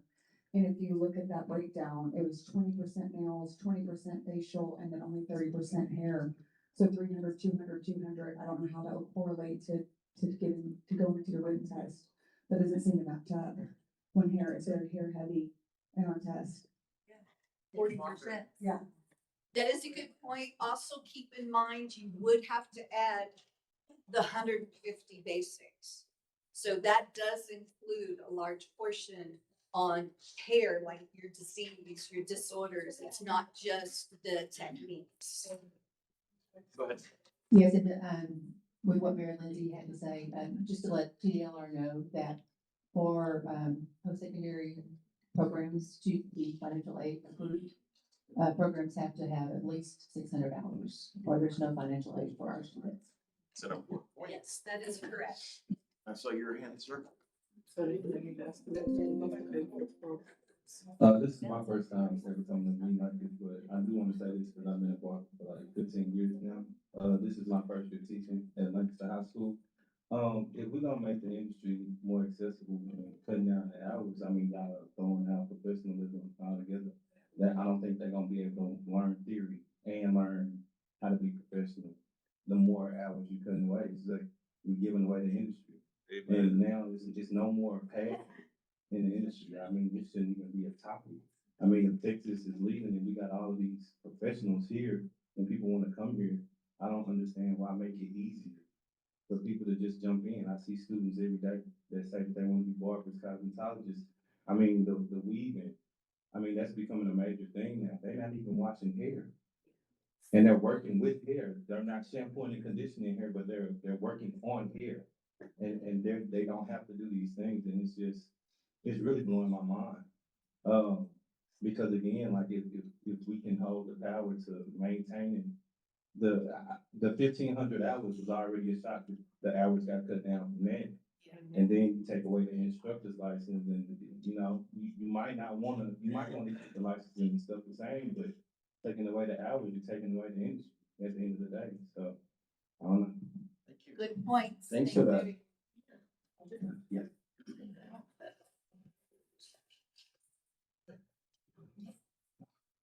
Let's go to online to Nayland Holman. Yes, thank you for calling on me. I just have a question. I'm just trying to figure out the need um to even have this discussion. This how big of a need is this? Is there a way for us to find out? Do we even track how many people like currently have dual licenses? We can find out, yes, how many people have dual licenses. I'll just say that the reason that it was added as a topic today, it's something that I've been hearing about from various opinions. But we wanted to, since we were having an open discussion on hot topics, that's why that we were bringing this on today. Steve, Okay. Yes. I might also add the. Let me give you the mic, Lori. The couple of the people that introduced the concept and requested this to be added were also mentioning the fact of by doing this, you would allow students to come in and get a license quicker. They could work while they're going to school and obtaining the additional hours to move up. So that was the concept behind that. And I forgot to mention that. So I just wanted to add, that was the reason. That way students could work while they're going to school and add the additional hours. I'll come back over here. Let's go. 1, 2, 3. Kim Moyers. Yeah, I think where this would be more beneficial in like, you know, I've been a cosmetologist for 38 years, so, you know, why do I have to go take 350 hours to learn how to shave? You know, I know how to clip cut, no, all I need to do is learn how to shave. Like Missouri, I think it's 45 hours to get your barber crossover, or whatever you call it. Or if they just did the nail program, now they want SD, then why can't you just say, well, if you're in that situation and you decide you want to add SD, then do this X number of hours more. Just like if you're a barber and want to go do eyelashes for some reason, then go back in and do the eyelash class. I mean, an eyelash class, you usually spend like 2 days learning it, then all you do is practice with these companies. So it's not like it's hard to learn the concept, but it's hard to perfect it. So it just takes time with that. And even like someone said, if you had 200 hours of SD and 200 hours of manicure, Ron, are you going to teach 400 hours to your barbers of manicuring and skincare? I mean, it's not really going to happen. Want to learn. But the thing back in the day when it was, I think it was like 800 or something when we first started, it was like 100 for manicuring and 100 for skin in the Cosmo. So now you just doubled it, and I guarantee you some schools don't even do 100 of each. So if that's going to be a requirement, that's going to change everything, and it takes a lot longer to perfect the hair skill, and there's so many facets to it. You know, I know in skincare, if you want to be more advanced, sometimes you have to take extra additional classes, CE classes once you graduate, but there's no way to have, what was it, 300 hours of hair? I mean, thank you. Hi, I'm Serena Pruitt, and I'm in a high school, the Biscuit Career High School in Grand Prairie. I don't understand, basically, we can't even get these kids to pass the written. Is the 50% of everybody who takes it, whether you're high school, an adult, private, college, but we want to put them in a salon and you can't even pass a written? So I just kind of have questions about that. And I came from back in the day when we did 1,500 hours and we did the whole test in one day. Maybe we should do the written and the practical all in one day and save everybody time and money. Thank you.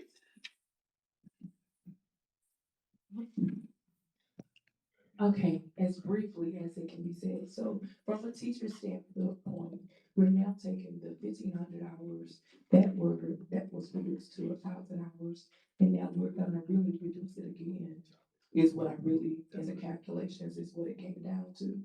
So now the teacher has to now teach all of those things from 1,500 hours to less than 1,000 hours and expect the students to be efficient. So what are we really driving for? Them being licensed quicker and not equipped, which threatens the safety of the citizens, which now in turn threatens our safety. So what are we really driving for? Because us opening it up for more people to come in to be licensed at a quicker pace, which is bringing the state more money, but now we're putting out inefficient operators and we're threatening the health of our state. How do we combat that part? So since we are discussing this, how do we as operators, as teachers, and as people that are looking to remain employed, what is it that we're needing to do to combat even the possibility of reducing it? Yeah. Well, the first thing you're doing is you're showing up here. Really, that's important, so thank you. You know, just the structure, and I believe you all know this, but just the structures that the advisory board has meetings and they take input and they may or may not propose ideas and changes, and then those would ultimately go to our commission for a vote on any rules. Now, the law, it's been mentioned a few times, so let me just quickly review that the legislature, the Texas House and the Texas Senate downtown in Austin, when they meet every 2 years, they have impacted the law in several ways, which the advisory board and the commission does not have an option over. And three of those things that happened were the reduction to 1,000 hours. That was a law change, not at the hands of the advisory board or the commission. The elimination of the instructor exam, of the instructor license was, again, the legislature and not the commission, or the advisory board that suggested those. We'll go here. Hi, I'm Maria Castillo from Southern Careers Institute in Brownsville. Just to piggyback on what you're saying, you guys are taking out a lot of things from us, but I don't see anything from you. Like, still, you're going into the salons to check the salons just once every 2 years. Okay? By you taking away all this, are you gonna be having more inspectors going into those salons to make sure that the students or the professionals are doing what they're supposed to be doing? That's not really the topic of this discussion. Well, I'd like to stick to the questions for the seminar, please, thank you. But, we do not inspect every 2 years. That was a law change. In Bronzeville, I'm gonna Well, go so to school. we, This is a school and they haven't inspected me in 2 years. right, I'm a school. your school risk, inspections were changed to a risk-based format, which means those that are more problematic and have more issues will be seen more often, and those schools that do not will not be seen as often. Well, no, it's not. That's not what I know. Yes.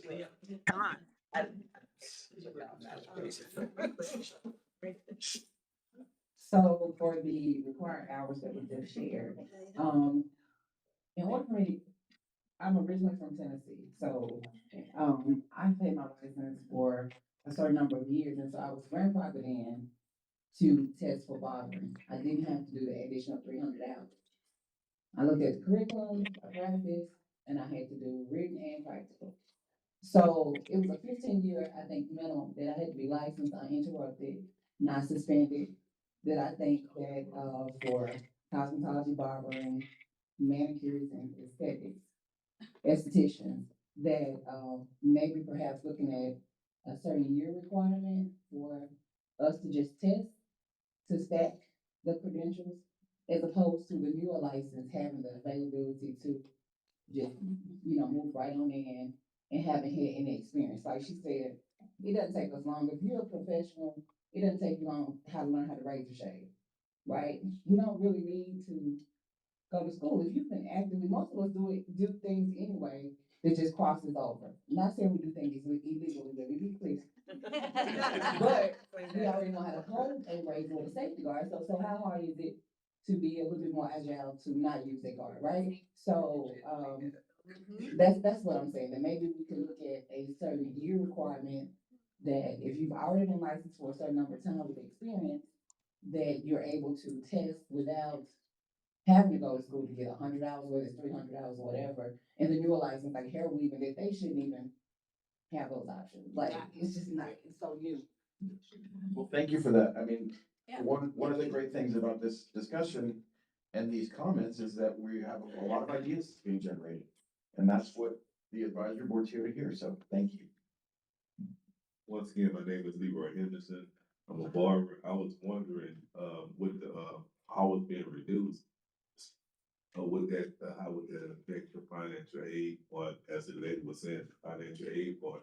And so with, when they're not able to take the financial aid, then, so what is it being, the price is being regulated? It sounds like you're regulating the pricing. It sounds like the pricing is gonna be regulated, because if you drop from a manicure from 600 hours, if you drop it from 600 hours, thank you, and you go down to 250 or 350 hours, then you, like you said, you won't be able to get financial aid. And a lot of the young ladies and young men who want to practice manicure wouldn't be able to afford to go, because they would have to pay out their pocket. Yep, I know that that's a big consideration, and that's what Mary Lindsay mentioned as well. And again, this is a discussion. This is what it may or may not look like. And there's clearly some points that would need to be considered if this was actually to be proposed.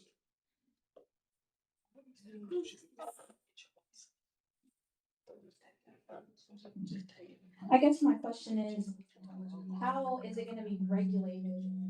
Because if sorry, my name is Valerie Arredondo. I've been licensed since 2007. I'm a part of a high school program, and am I doing that? Yes. Sorry, it's part of my phone maybe. Excuse me.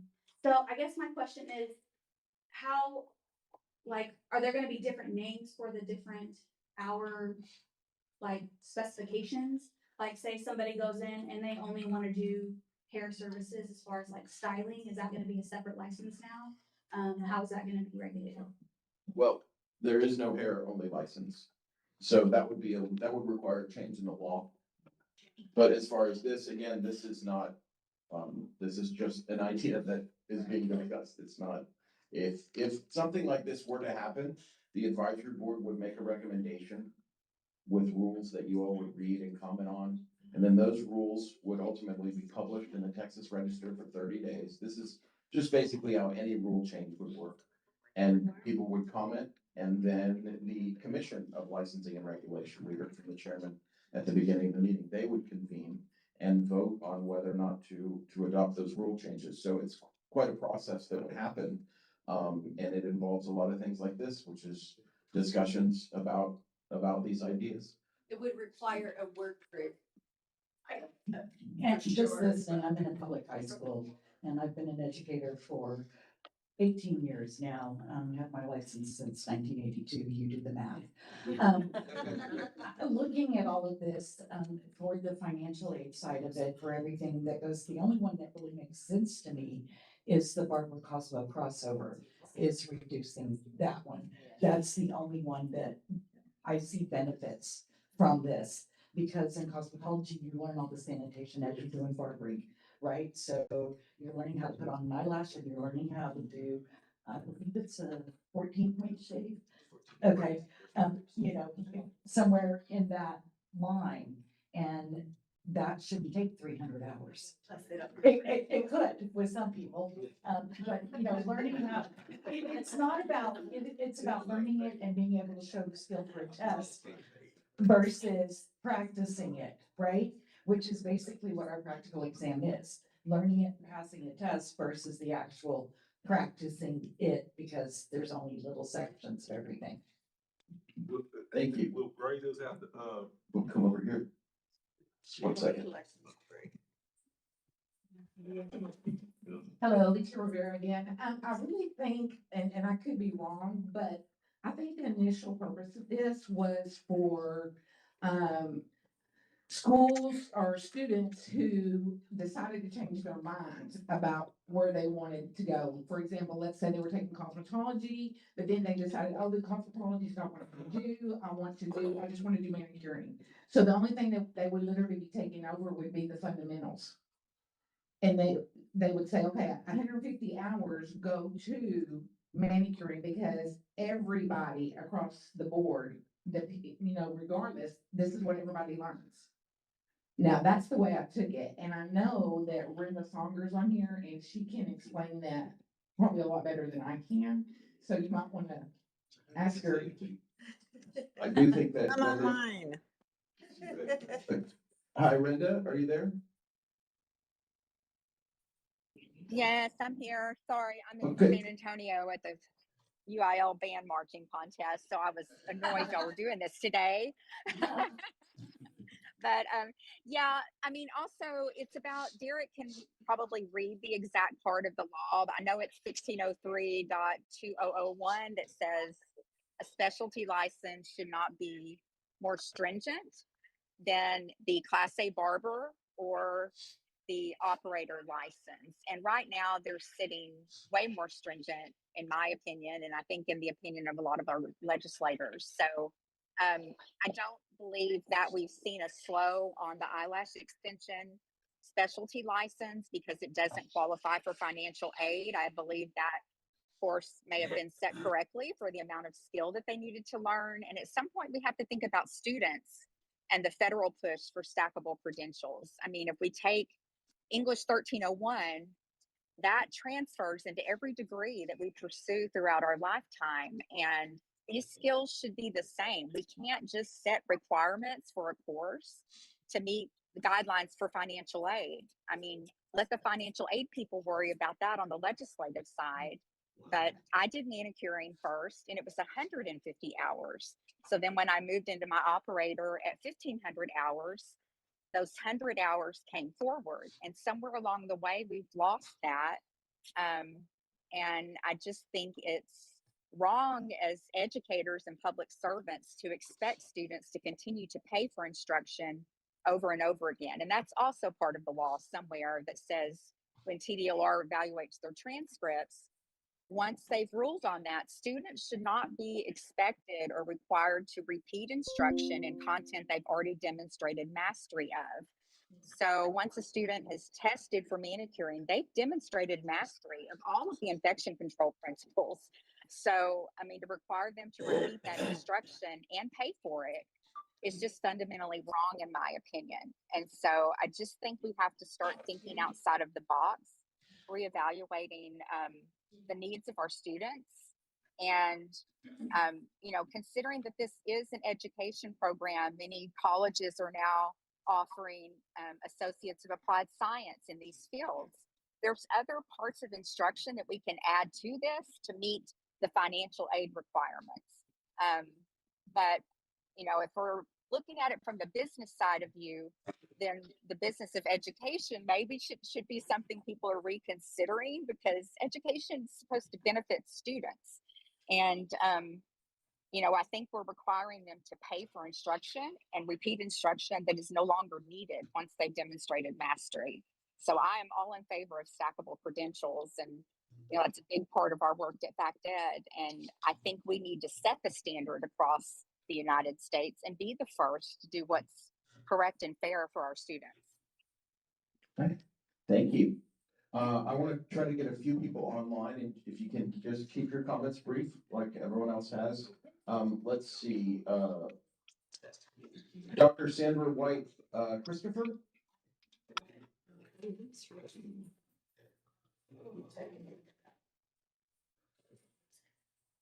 Okay, let me try, Greg.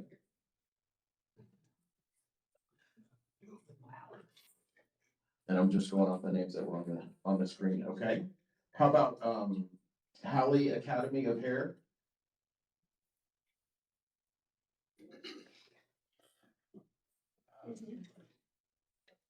Okay, let's try, Bobby.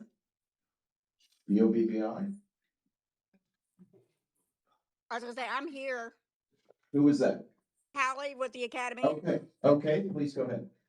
Well, talking about the stackable credits, I did everything the hard way. I actually have every license through TDLR, everything from manicuring all the way up to a Class A barber license, including my instructor's license. That was something I chose to do to benefit my students in helping them also as far as teaching them how to get through state board as well. And one of the things I lost along the way was my instructor's license.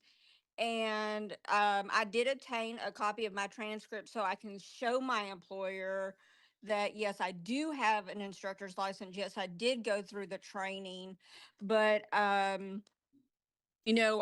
work with some of the people I work with have never gone through the official training.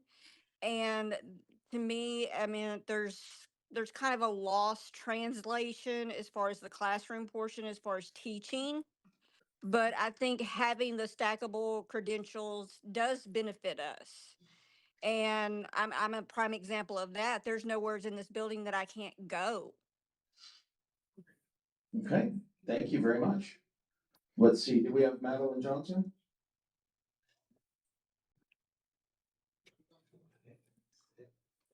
Okay, how about Hello, Jane? can you hear me? Oh, yes, go ahead, Ms. Johnson. Okay, I have to say that as far as stackable hours is concerned, I think it would depend on the um the course. Like I agree that if you're going from cosmetology to barbering, I don't necessarily agree you need $300 to learn how to shave with a straight razor. However, when I've had my license since 1987, when I went to school to be a manicurist, it was 250 hours. I just heard Brenda say it was like 100 or 150. I can't remember. So she's been licensed longer than me. But I disagree with the fact of going from 600 hours for a manicurist. I was a manicure instructor. Going from 600 hours to the manicure program to 350 hours. If you have not stood in a classroom and taught these courses, I really believe that you can't really say or give some positive input on that. So if I was in, if I had a manicure license and then I wanted to go to be a manicure slash esthetician, then of course I wouldn't have them repeat the manicure portion and be able to go to the aesthetic portion. So I'm to say all that to say, I think it depends on where you're going from where you started. Okay, thank you very much. We're going to come back into the room. Good morning. My name is Shawanda Cox.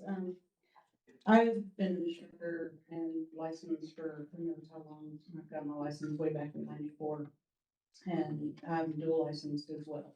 So I've taught high school mostly, but I've also taught high school in a dual credit setting where I worked in the post-secondary atmosphere more than I worked in the high school atmosphere.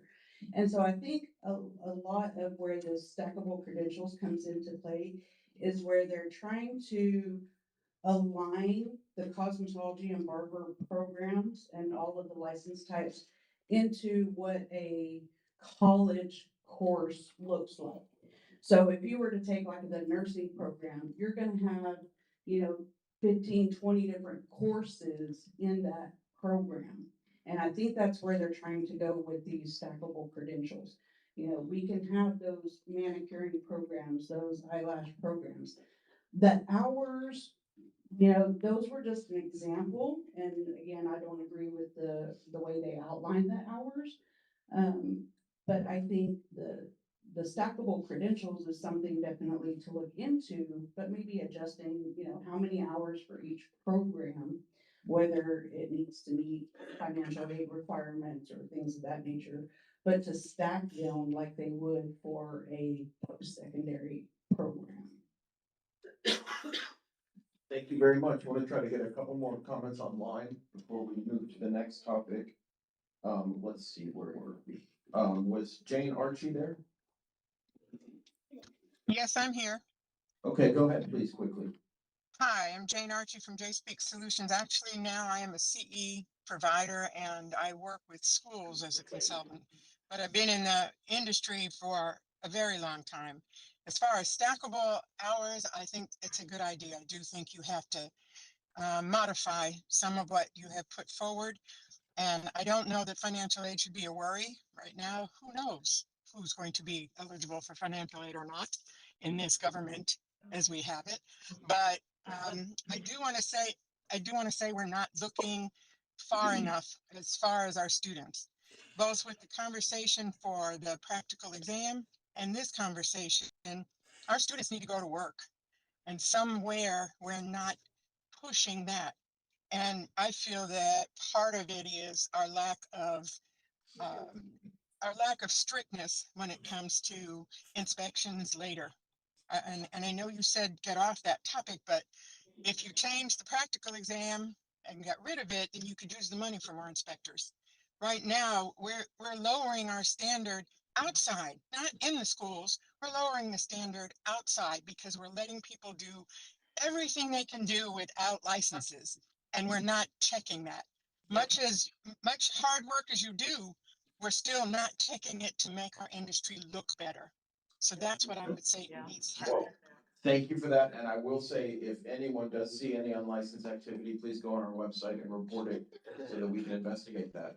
I personally, as Deputy Executive Director, I told you that I began my career here in government relations. One of the duties that I have as Deputy Executive Director is signing orders, and I've signed plenty of orders against shops, salons, and even schools for unlicensed activity. So please keep us alerted to that, because that is something that we do take very seriously. Let's try to hit a couple more folks online before we go on to the next topic. Let's see, was there a Dr. Sandra White Christopher?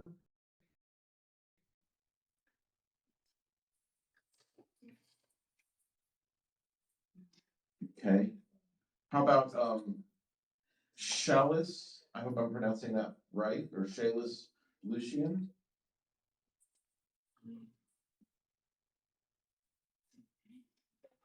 Okay. How about I see Jane Archie. How about Jane? I see you there.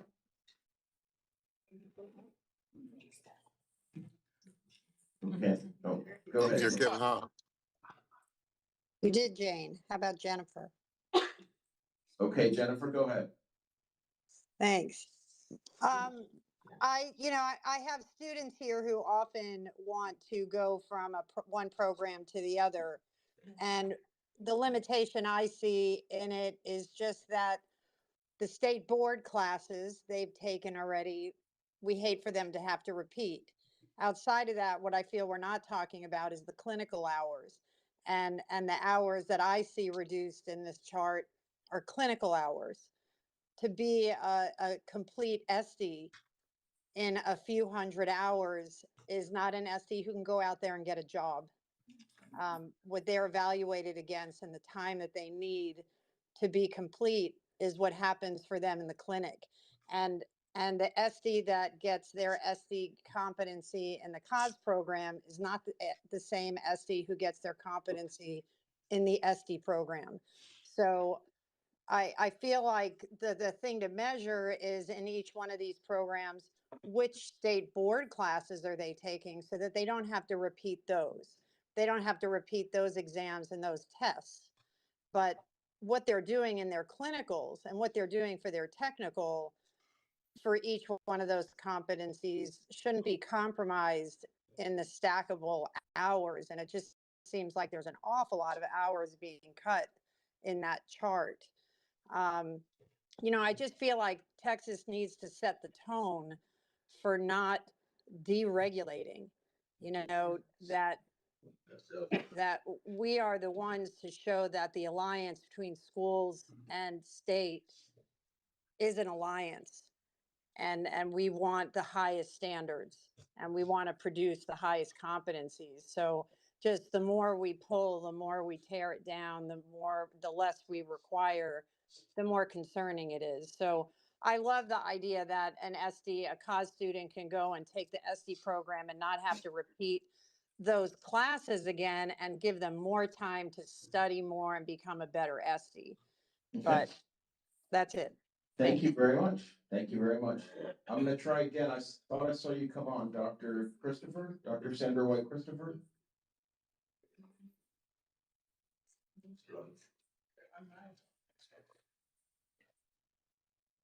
Okay, well, you can certainly add any comments to the poll because that's still up. Oh, there we go.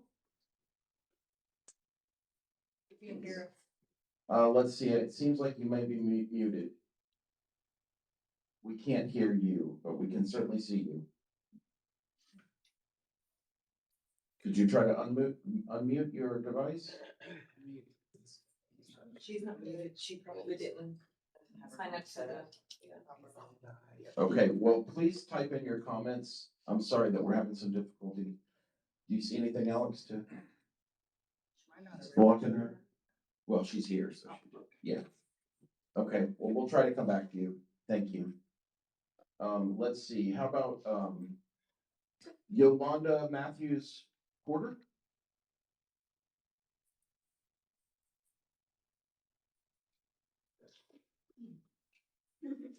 Okay.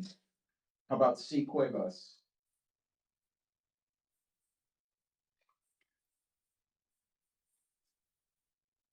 All right. Melinda Orca? Okay. How about Carolina? My hand was up, but it wasn't for this. I'm sorry. Oh, okay. No problem. Let's see, Renda, we did hear from Renda Songer. How about Jennifer Hack? Hi, this is Karina Cuevas. I'm sorry, I was having technical difficulties. You go Okay, on. okay, go ahead, please. Yes. I really think that the stackable hours might be something that would be fantastic, but on paper it looks great, on our presentation it looks great, but when it all comes down to shears, like how is that going to help us? I mean, we already have a lot of issues with the shears program. So, I mean, we can barely even use shears or register our students, or like, how is that going to work with shears? So, Well, again, it's a proposal, so it's not anything that's been decided yet, and the system would be adjusted to take the hours. The system has been in process of being adjusted for a while now, and it's been a good 2 years since like we've been merged, or 3. So how fast would this happen if this were to happen? And I can't answer that because this is merely a proposal. It's not something that's even being voted on or decided today. But if those changes are made, then the system would be made. And let Yvonne take some of those questions. Thank you, Yvonne. Or was it Larry? Yeah, I know the system's a little old, so we understand that. Thank you very much. To answer your question and probably some of the other attendees' question, to get those hours to transfer, we would need a transcript evaluation form completed, and we would need a course by course transcript of hours so we can thoroughly review the topics that could be credited to whatever course your student is transferring to. So this is not something that you would have to do in shears. This is something that the licensing team would have to do. But again, we need that transcript evaluation form submitted with a course by course transcript of hours. For any of the schools that do the, like just do one overall course, let's say cosmetology one, that's not enough for us to evaluate how many hours were assigned in manicuring or how many hours were assigned in aesthetics. We need that course by course breakdown so we can see exactly how many hours can be credited to whatever course is being transferred to. So I hope that answers your questions. I see a lot of head nods like, yes, now I do understand. So I'm hoping that's helpful for you all. Yeah. And we do evaluate hours today and give credit. So there are, that capability is already there today. As long as we have a clear transcript to evaluate so that we can give credit, but we do try to give as much credit to students as we can. I will say the place where it comes into a problem is not with TDLR, it's with the schools. Because even though we give the students credit for the hours they've done, they will go to a school who will not recognize any of the hours that they've done. They're requiring them to take the full course because why? They can charge them more money. So I'm just being really honest here. That is the issue. It's not the credit that we're giving them because we do give them the credit. And I get complaints almost every day from students saying, why isn't this school recognizing my credit? And I hate that we can't do anything about that. The other thing is shears. Oh, shears. I hate talking about shears.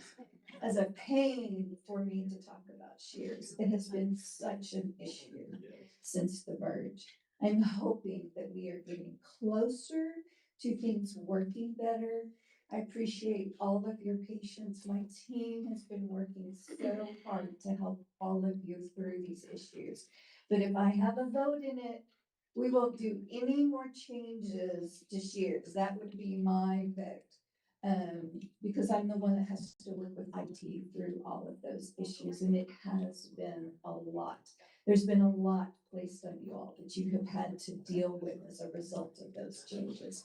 But I have my page up right now. We're working for a new system, a new licensing system. And eventually each program will be in that new licensing system. And the capabilities are much better than what we have with our current systems, which is why we're trying to do that. So we are working towards improvements, which would mean there won't really be a shears anymore. It'll be this new licensing system, which will be so much easier on the schools. It's going to be easier on the students, which in the long run is easier on our staff. So we are working towards that. And all of the issues that we've been going through, I'm keeping track of those. I bring those up as we're discussing what the capabilities will be for the new licensing system. Because those capabilities that I'm looking for are the changes. That's what I'm focusing on. How easily can we make changes? How easily can we make improvements? Because as you know, as each year passes, there's going to be changes of some kind. So I am taking into consideration those things so that hopefully we don't have to go through these hardships again. Thanks for that. I think it's a good time now to move on to the final and the most open-ended question. And it relates to some of the things we've talked about already, but really, this is about any ideas, any thoughts that anyone has on the ways to reduce the time that it takes a student to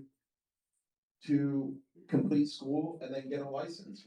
We've heard in the room comments about we need to get people to work and have them out there participating in the industry after they're properly licensed, of course. So let's open that up, and we will be switching the poll question soon. So there is still time on this poll question to get stuff in.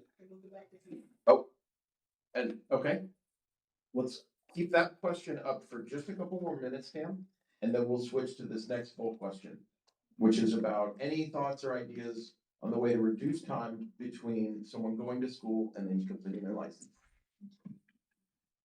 My name is Jennifer Painter with Central Texas Beauty College. One idea I have is, could we allow the written to be taken sooner? like maybe 150 hours before they finish, 200 hours before they finish. Cause I think we could encourage them, more actively to get their written done before they graduate and then just have that final push for the practical. So once they're done with their hours, they just have to take the practical. Thank you. That's a great comment. And I'll let either Derek or Athena from the general counsel's office jump in at the appropriate time, but I do believe that that is one of the issues that's allowable by rule proposals and rule changes. And I also know, and would love to hear any thoughts, I believe that that early written exam right now is only for the Class A or the operator, not for the specialties. So that's another area of discussion that could be considered to allow even a shorter time when the written can be taken for the Class A and the operator, and then also to consider a shorter time frame to allow the written to be taken in the specialties. Kim Moyers, and I would like to propose or make a suggestion that if we did it at the 50% mark where they could be eligible to take it, because I know like in high school, you have 2 years typically, some of them have 3 or 4 years, but you have learned everything in the textbook by the first 500 hours. Then if you take it at 900 hours, then you're having to go back and reteach all those fine details of stuff. So not that you're not gonna reteach it, but I think you would have a way better pass rate, which that's what we really need to work on and get up. They're afraid to take it a lot less times, so it's gonna save money for the school or the students, whoever's paying for that. But if you just made it eligible at the 500-hour mark, or if it's SD or whatever, 50% the way through, then the schools have that option, and then you won't have the bottleneck. Especially high schools, come March, April, May, it's just you can't get a test day. Probably the colleges, if they probably run the same thing too, if they're doing a 2-semester program. But not that it has to be done, but I think if it's eligible, then we could start staggering these students' tests throughout. And, when they are ready, let them go. Thank you. I'm gonna come over to this side and then I'll come back over here.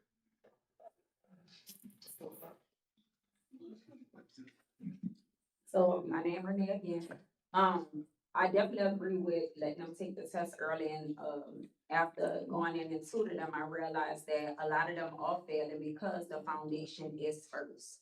So you know how they separate into 2 books and a lot of the schools are doing the foundational skills first, which does not allow them to remember the actual infection control aspect of it. So right now I'm dealing with a student just like that, don't even know what that's about, but probably learned it, but probably forgot all about it. So definitely going in and pushing it for, to take the written examination first, to be able to go in and do that first before they start the practice, and then they can have more of a relaxation when it comes down. So I definitely think test scores will change. Thank you. I said I was gonna come back over here. Let me do that and then we'll go to some online hands. Something, that I think I would admit that should be considered is the distant learning. I applied, added distant learning to my curriculum this year so that I could add nail care and aesthetics, separately. If, once they finish that 50%, you can do 50% of your hours. Is that correct with distant learning? Distant education. So at that point, students, I think, should be able to test to do the, theory part of it and then focus on the other 50%. It's just practical because we already have the distant learning, that's out there. If we, some of the schools apply for it to get that approval, just like college courses. Students do independent work. They have the curriculum in front of them. We use single, right, my lady, and online, and just allow them to do their 50%, be able to test, and then focus on practical, because it's a lot trying to balance both, like in the end, especially with seniors, it's just a lot. It's very challenging. Thank you. Let's see. Do I have some hands online, Tamara? I lowered all the hands online, so if you would like to speak, please raise your hand again. Okay, anybody else in the room for now? Want to share anything? Okay. Here you go. You're speaking up again. Yeah. Glad. I agree with I agree with taking the test sooner and whatnot like that. All of that, I agree with all of that. The only thing that I'm thinking of when we say that is when those success rates start going up and those passing rates go up, what are y'all gonna take away then once they take the test and pass it, and then you see the success rate in it? Because in reality, it might not be success. I mean, it's just sitting on their brains for the time being, and they might not retain that after they take that test. So shortening the hours even more after you see those success rates, that's gonna be scary because you're already shortening it right now. So that's it. Thank you. Anyone else? Oh, get my steps in.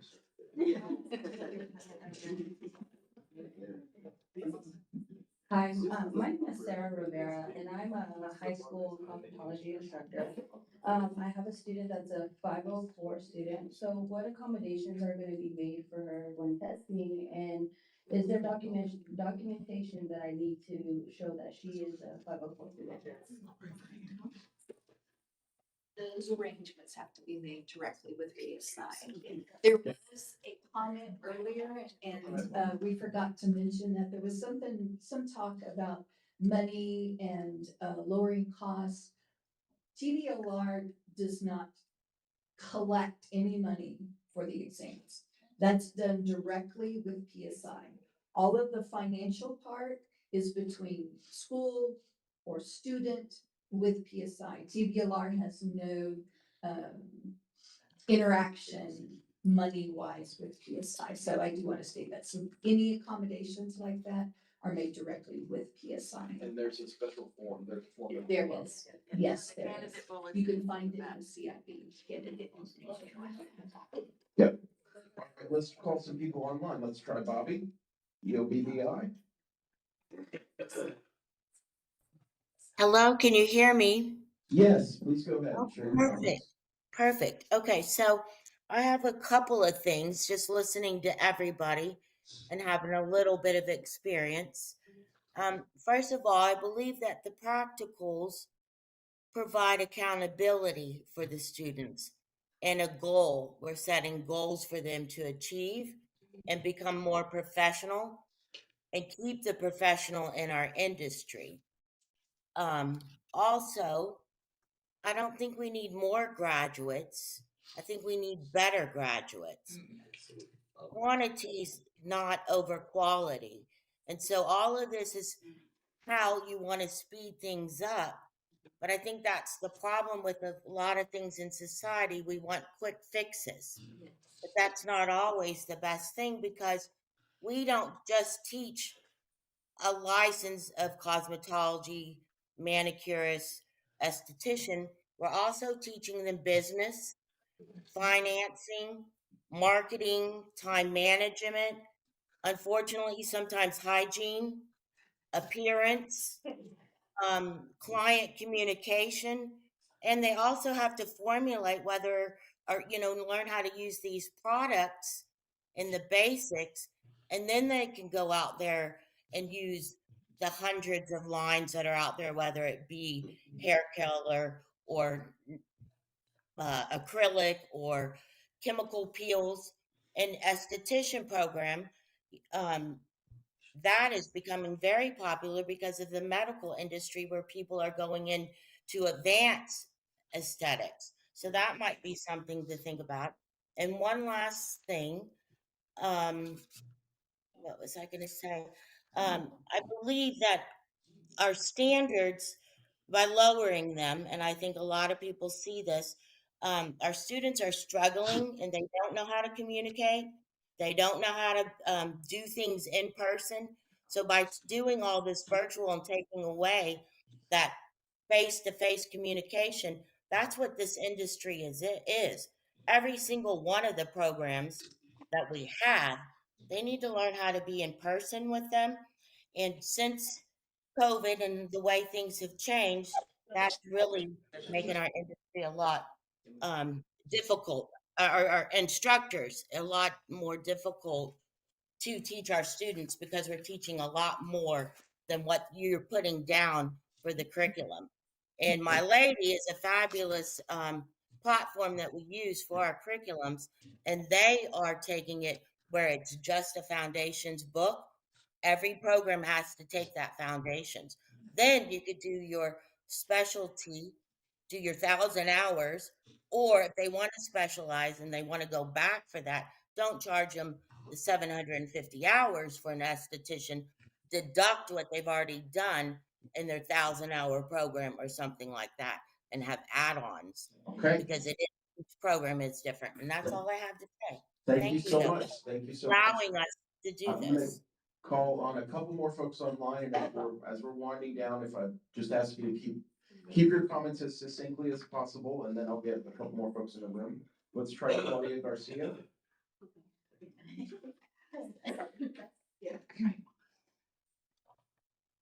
Okay, how about we try Joseph Fields? Hello. Hello, can you hear me? Yes, I'm sorry, go ahead. Go ahead, Claudia. Hi, my name is Claudia Garcia. I'm a high school cosmetology teacher, and you wanted some ideas on how we can shorten the programs or get them out there in the working field sooner. We have specialties like manicuring, hair weaving, we have eyelash extensions, but I know specifically more towards the barbering program. The barber students, they don't want to learn how to perm, and once they're out in the field, they're not doing it. They're cutting hair, they're using the razor, so maybe a specialty program just for that. And I feel that we would get barbers more motivated to for a shorter time period and only focus on what it is they want to work on, which is hair cutting and of course using the razor blade for, as part of their hair cutting or shaving. Of course, adding foundations to this, just like any other specialty program. Also, when it comes to our curriculum approval certificate, of course, I can teach either barber or cosmetology. I am dual licensed as well. But if I wanted to teach one student, again, just all she wants to do is skincare, that would fall under esthetician, which I can teach. If somebody just wants to do manicures, that would fall under, of course, manicures, which I can teach. But when I schedule them, I have to schedule them as the operator test. And they're not going to do any of that. They want to just go out in the field and specialize in something. And sometimes that program is not available to only focus on that. And they have to take the whole test. I understand it's great to be very well trained and to be able to do many services. It's money in their pocket, it's more experience, but some of them just want to specialize in something. And I've seen it time and time again. I've taught at a private school and now I'm teaching at a high school. And I see that all the time. I don't want to do nails or I don't want to do perms. I just want to do this. But we have to go through that. And my school, again, allows me to teach through our approval, through our approved curriculum certificate, everything under those two umbrellas, which is barbering and cosmetology. So perhaps looking into something more that the students are looking for and get them out there sooner. Stacking also, I really agree with that because we want to make them employable. Again, when I worked in a private school, I dealt with adults and they didn't have time. I heard that a lot. I don't have time. My kids get out of school at this time or I have to work and they don't have time. So if we do shorten it in some way where they can still get licensed, then that might be a better option for anybody that wants to join this wonderful industry. Also, when it comes to lowering the hours, we can lower the hours as long as they're receiving all of their training and receiving their foundations and we're teaching them well. I went to school for 1,500 hours. And then the years I've been in the field, I can tell you that I've learned a lot more with practice, with additional certifications, with learning from colleagues. And it wasn't taught very well through those 1,500 because their job was to make me employable. Their job was to make me well prepared for the examination. Okay, thank you for that. And from now on, folks, I know we have a lot to say. Let's try to keep our comments brief so we can get to as many folks as possible. I have one more I had called online and then I'll come right here to you in the field, in the room. Joseph Fields. You have a Yeah, I'm just gonna throw this out there with Barber Cosmetology is what I'm gonna talk the most about. We have those separate 100 hours, and it's Barber Cosmetology, Barber, and there's two things that separate us. Is there any consideration on just making it Barber Cosmetology license?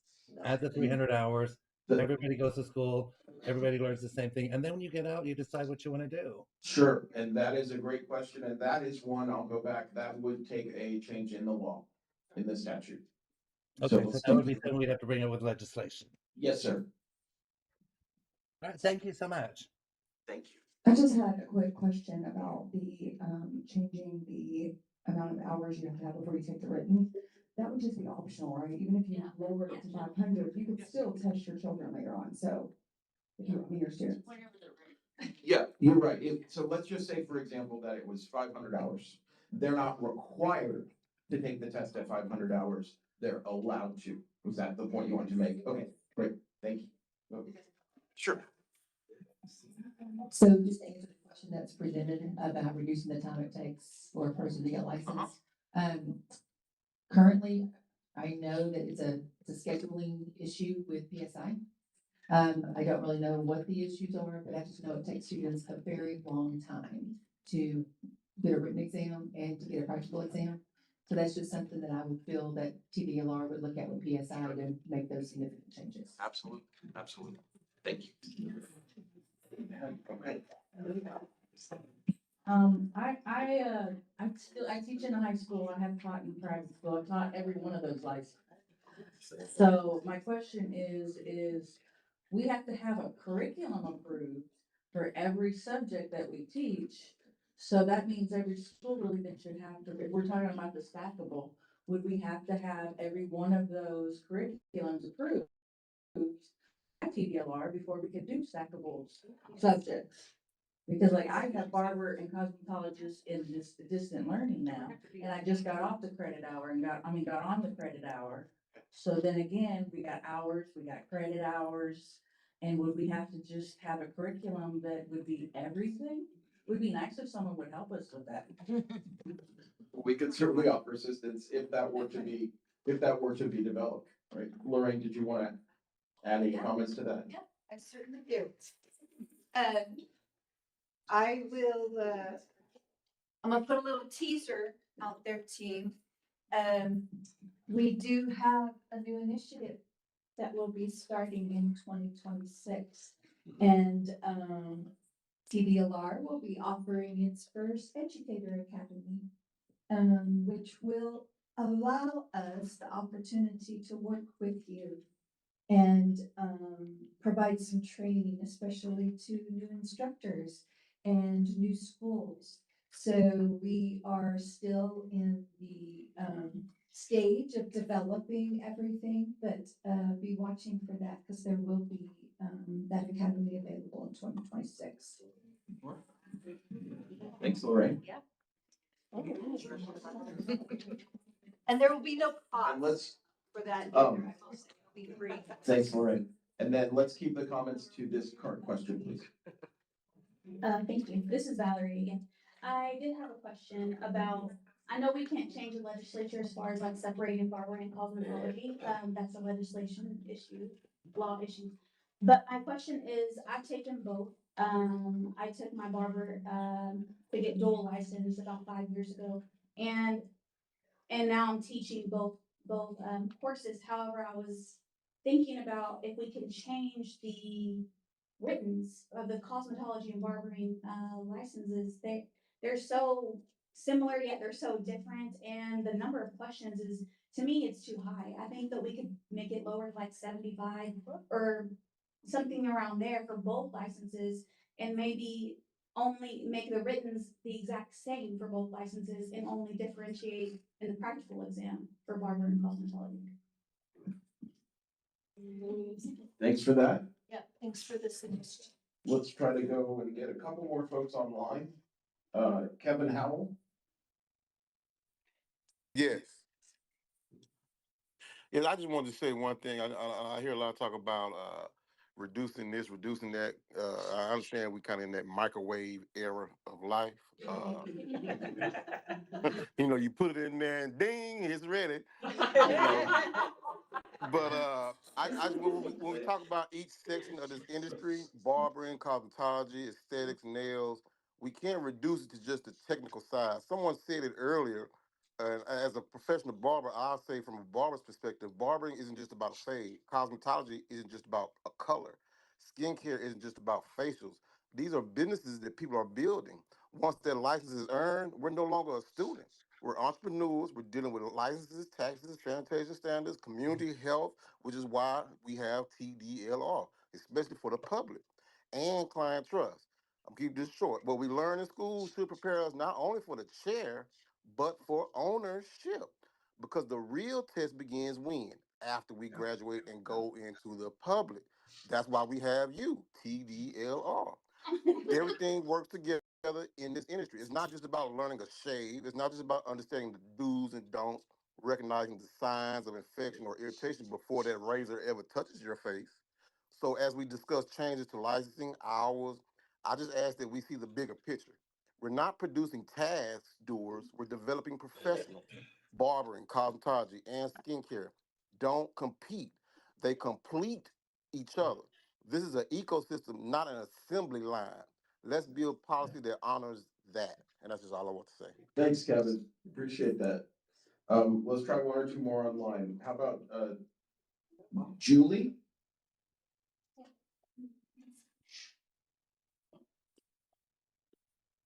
Okay, I'm here. Yes, thank you. I was hoping I'd get called eventually. Yeah, Quiet guys, I can't hear the meeting. Uh-oh.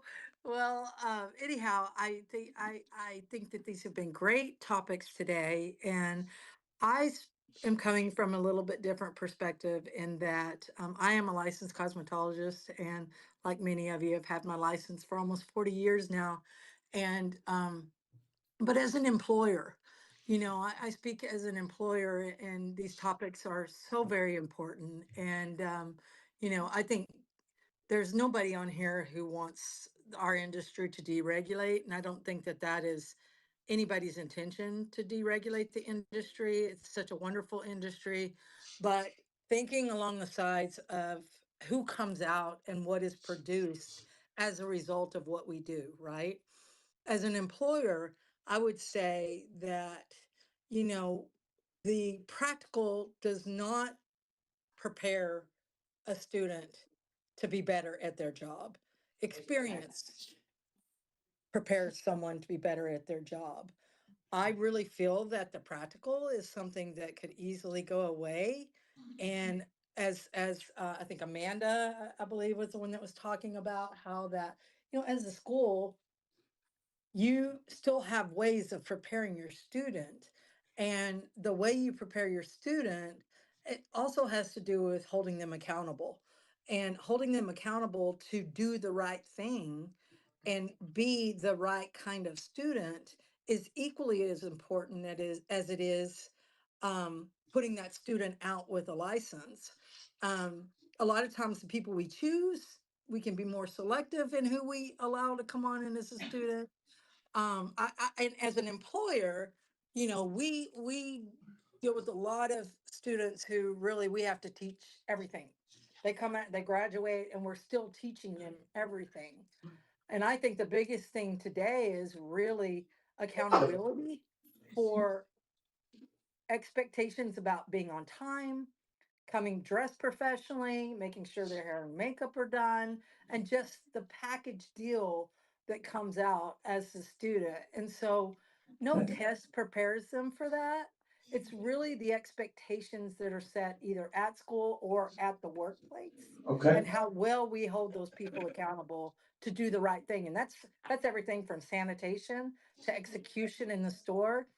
And for those of them that graduate and go straight out and try to do things on their own, I think we all have an obligation to prepare students that that's not always the best method for them to go out right on their own when they haven't had enough experience to learn right from wrong, how they should operate, and truly what work ethic should be. So that's all I have to say. Thank you. Thanks, Julie. And I do want to save a little bit of time for some closing comments. Let me say a couple things because I know that we're not going to be able to call on everyone who's online and hear from everyone who wants to speak here. We've got this poll question up and we'll keep it up, so please give your comments there.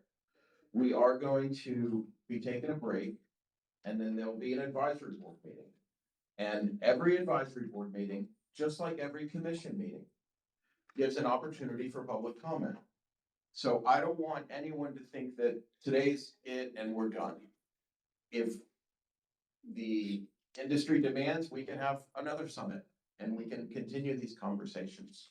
Lorraine mentioned the Educator Academy. I know that the Education and Exam Division also over a year ago began holding live sessions to help schools. So please take advantage of those resources. Make sure you're signed up for the email list to receive all the information about the Barber and Cosmetology program. And there is a final general question of, are there other things to be considered related to stackable hours or the practical exam or master license? Just any other sort of general comments that you want to share, we invite you to please put those up now. We've got about 10 more minutes in here. So is there anyone in the room who hasn't spoken that would like to say anything? Okay, let me try a couple more folks online who I didn't get to call and see if they're still there and they'd still like to talk. Do we still have Aaron P? Okay. Yes, I put my hand down because I thought. Okay, go ahead. Line. Just as brief as possible to make your points, please. Sure. Thank you. I'm not really in favor of the stackable hours, although I get Renda's point. I think what's not possibly what people are thinking about is that student hours don't expire. And if we did have to go to stackable hours or somehow that was voted through, I think there should be an expiration because someone that went to school in the 80s or 90s should have to redo that. And you'd have to do that in a community college. Your hours are only good for so long. I'm not exactly in favor of removing the practical either, but I do agree with most of the comments as far as it needs to be more rigorous. Also licensed 30 years myself, so I think it was definitely more difficult, and it should be. It's for licensing. I think that's as far as expediting licensure. I just think most of the comments are allow the SDs and Mannies to take their written exam earlier like the Cosmos do, but also I don't know if barbers are allowed to do that, but maybe also change it to 800 hours if that's a possibility and it's not a legislative change. Also transferability of hours. So rather than stackable hours, I think allowing so many hours for Manny to go to Manny SD, so many hours from SD to go to Manny SD, because right now those are not transferable. And then again, kind of the back and forth. So just that, those are summaries of my ideas of this meeting. Thank you very much. Appreciate that. Thanks. We had a Stephanie Lindsay. Stephanie still there? Yes, I'm here. I'm here. Go ahead and share some yeah. brief comments, please. All right, I'm from North Central Texas College, chair of the department. That question about how to reduce time to maintain high standards just infuriates me. We've already lowered our hours, and now you're talking about lowering it again. I feel like how can we maintain high standards if we keep lowering them? Also, another thing is a suggestion I have is maybe we could offer internships or make students take internships to give them hours that they need in the salon for practical experience. If we get rid of the practical exam, maybe we could make sure that they do internships and have to stay there maybe 100 or 200 hours to make sure that they know what they're doing. Okay, thank you. That's definitely something I've heard, and I will, if they're able to, I'll ask either Derek or Athena to weigh in on whether that is a law change or that can be done by rule. I think it's a law change, but I would want to hear from our attorneys, so please don't quote me on that. Thank you. Thank you very much. We appreciate that. Is Derek or Athena still on, and did they hear that last question? Yeah, hi, this is Derek. I'm still on. I'm not real clear. Can you restate the question? Sure, Derek. The question, and hi Athena, thank you for joining as well. The question, Derek, was, along the ideas we're generating, the concept of allowing an internship. So if a student could do an internship at a salon and earn, let's just say, 200 hours, would that be something that could be done by rule, or would that require statutory change? We'd have to look really closely at that. I can't say just scanning the statutes. I mean, we'd have to take a really close look. And I mean, you know, what you're calling an internship, some could just see as practical experience. And then are we talking about the student being able to earn money? Because that brings in some issues as well. So we'd have to take a close look at some of the details on that. Appreciate that. And I appreciate the idea too. It's definitely something that I've heard before. Steve, Do you it want would to weigh in on that? Yeah. Lauren? Okay.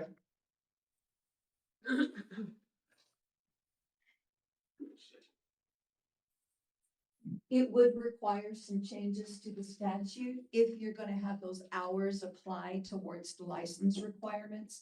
And the reason for that is now hours have to be completed in a licensed school. They cannot be done in a salon or establishment, barbershop, etc. So it would require some changes. But strategic planning will be coming up next year. So I've heard some really great ideas today that should be suggested again during our strategic plan, because the agency does try to help promote some of those agenda items that you all give us. So. Thanks, Lorraine. Yeah, strategic planning is the time when TDLR solicits your ideas for specific changes to the law. So that's where that comes in. Well, I want to give the advisory board meeting starts, Alex, at 1 o'clock, okay? So I want to give them time to take a little break before then. Anyone who's here in the room, you're certainly welcome to come back and stay here, come back for the advisory board meeting. And those of you who are online, you can of course watch the advisory board meeting on our YouTube channel. Let me say, I meant to say this earlier, this entire session has been recorded. And just like all past advisory board meetings, it'll be listed on our website so that you can go back and review it. And anyone who wasn't able to be here can benefit from hearing the conversations. I'm sorry that we weren't able to get to everyone. I am so excited though, so excited about the number of people who showed up here in person, who showed up here online. Also excited that we were able to hold this summit. I've heard from some of you who I've gotten close to who even warned me that this might be a dangerous idea to get this many people in a room to talk about barbering and cosmetology. But seriously, it's something that we encourage at TDLR. It's important. One thing that I believe unites everyone here is the desire to see wonderful people in this industry. I'm also so impressed by the number of years that so many of you have in this industry. It's really incredible. It shows your passion, it shows your commitment, and I want to acknowledge that and honor that and say thank you very much. Again, we may have some of these in the future, so keep an ear out. If you feel like they're beneficial, I'm happy to host as many as we can. Yes. I just have a really quick question. Okay. It has nothing. Can you get with me after? Well, I was gonna ask for like the kind of group. Okay. It has.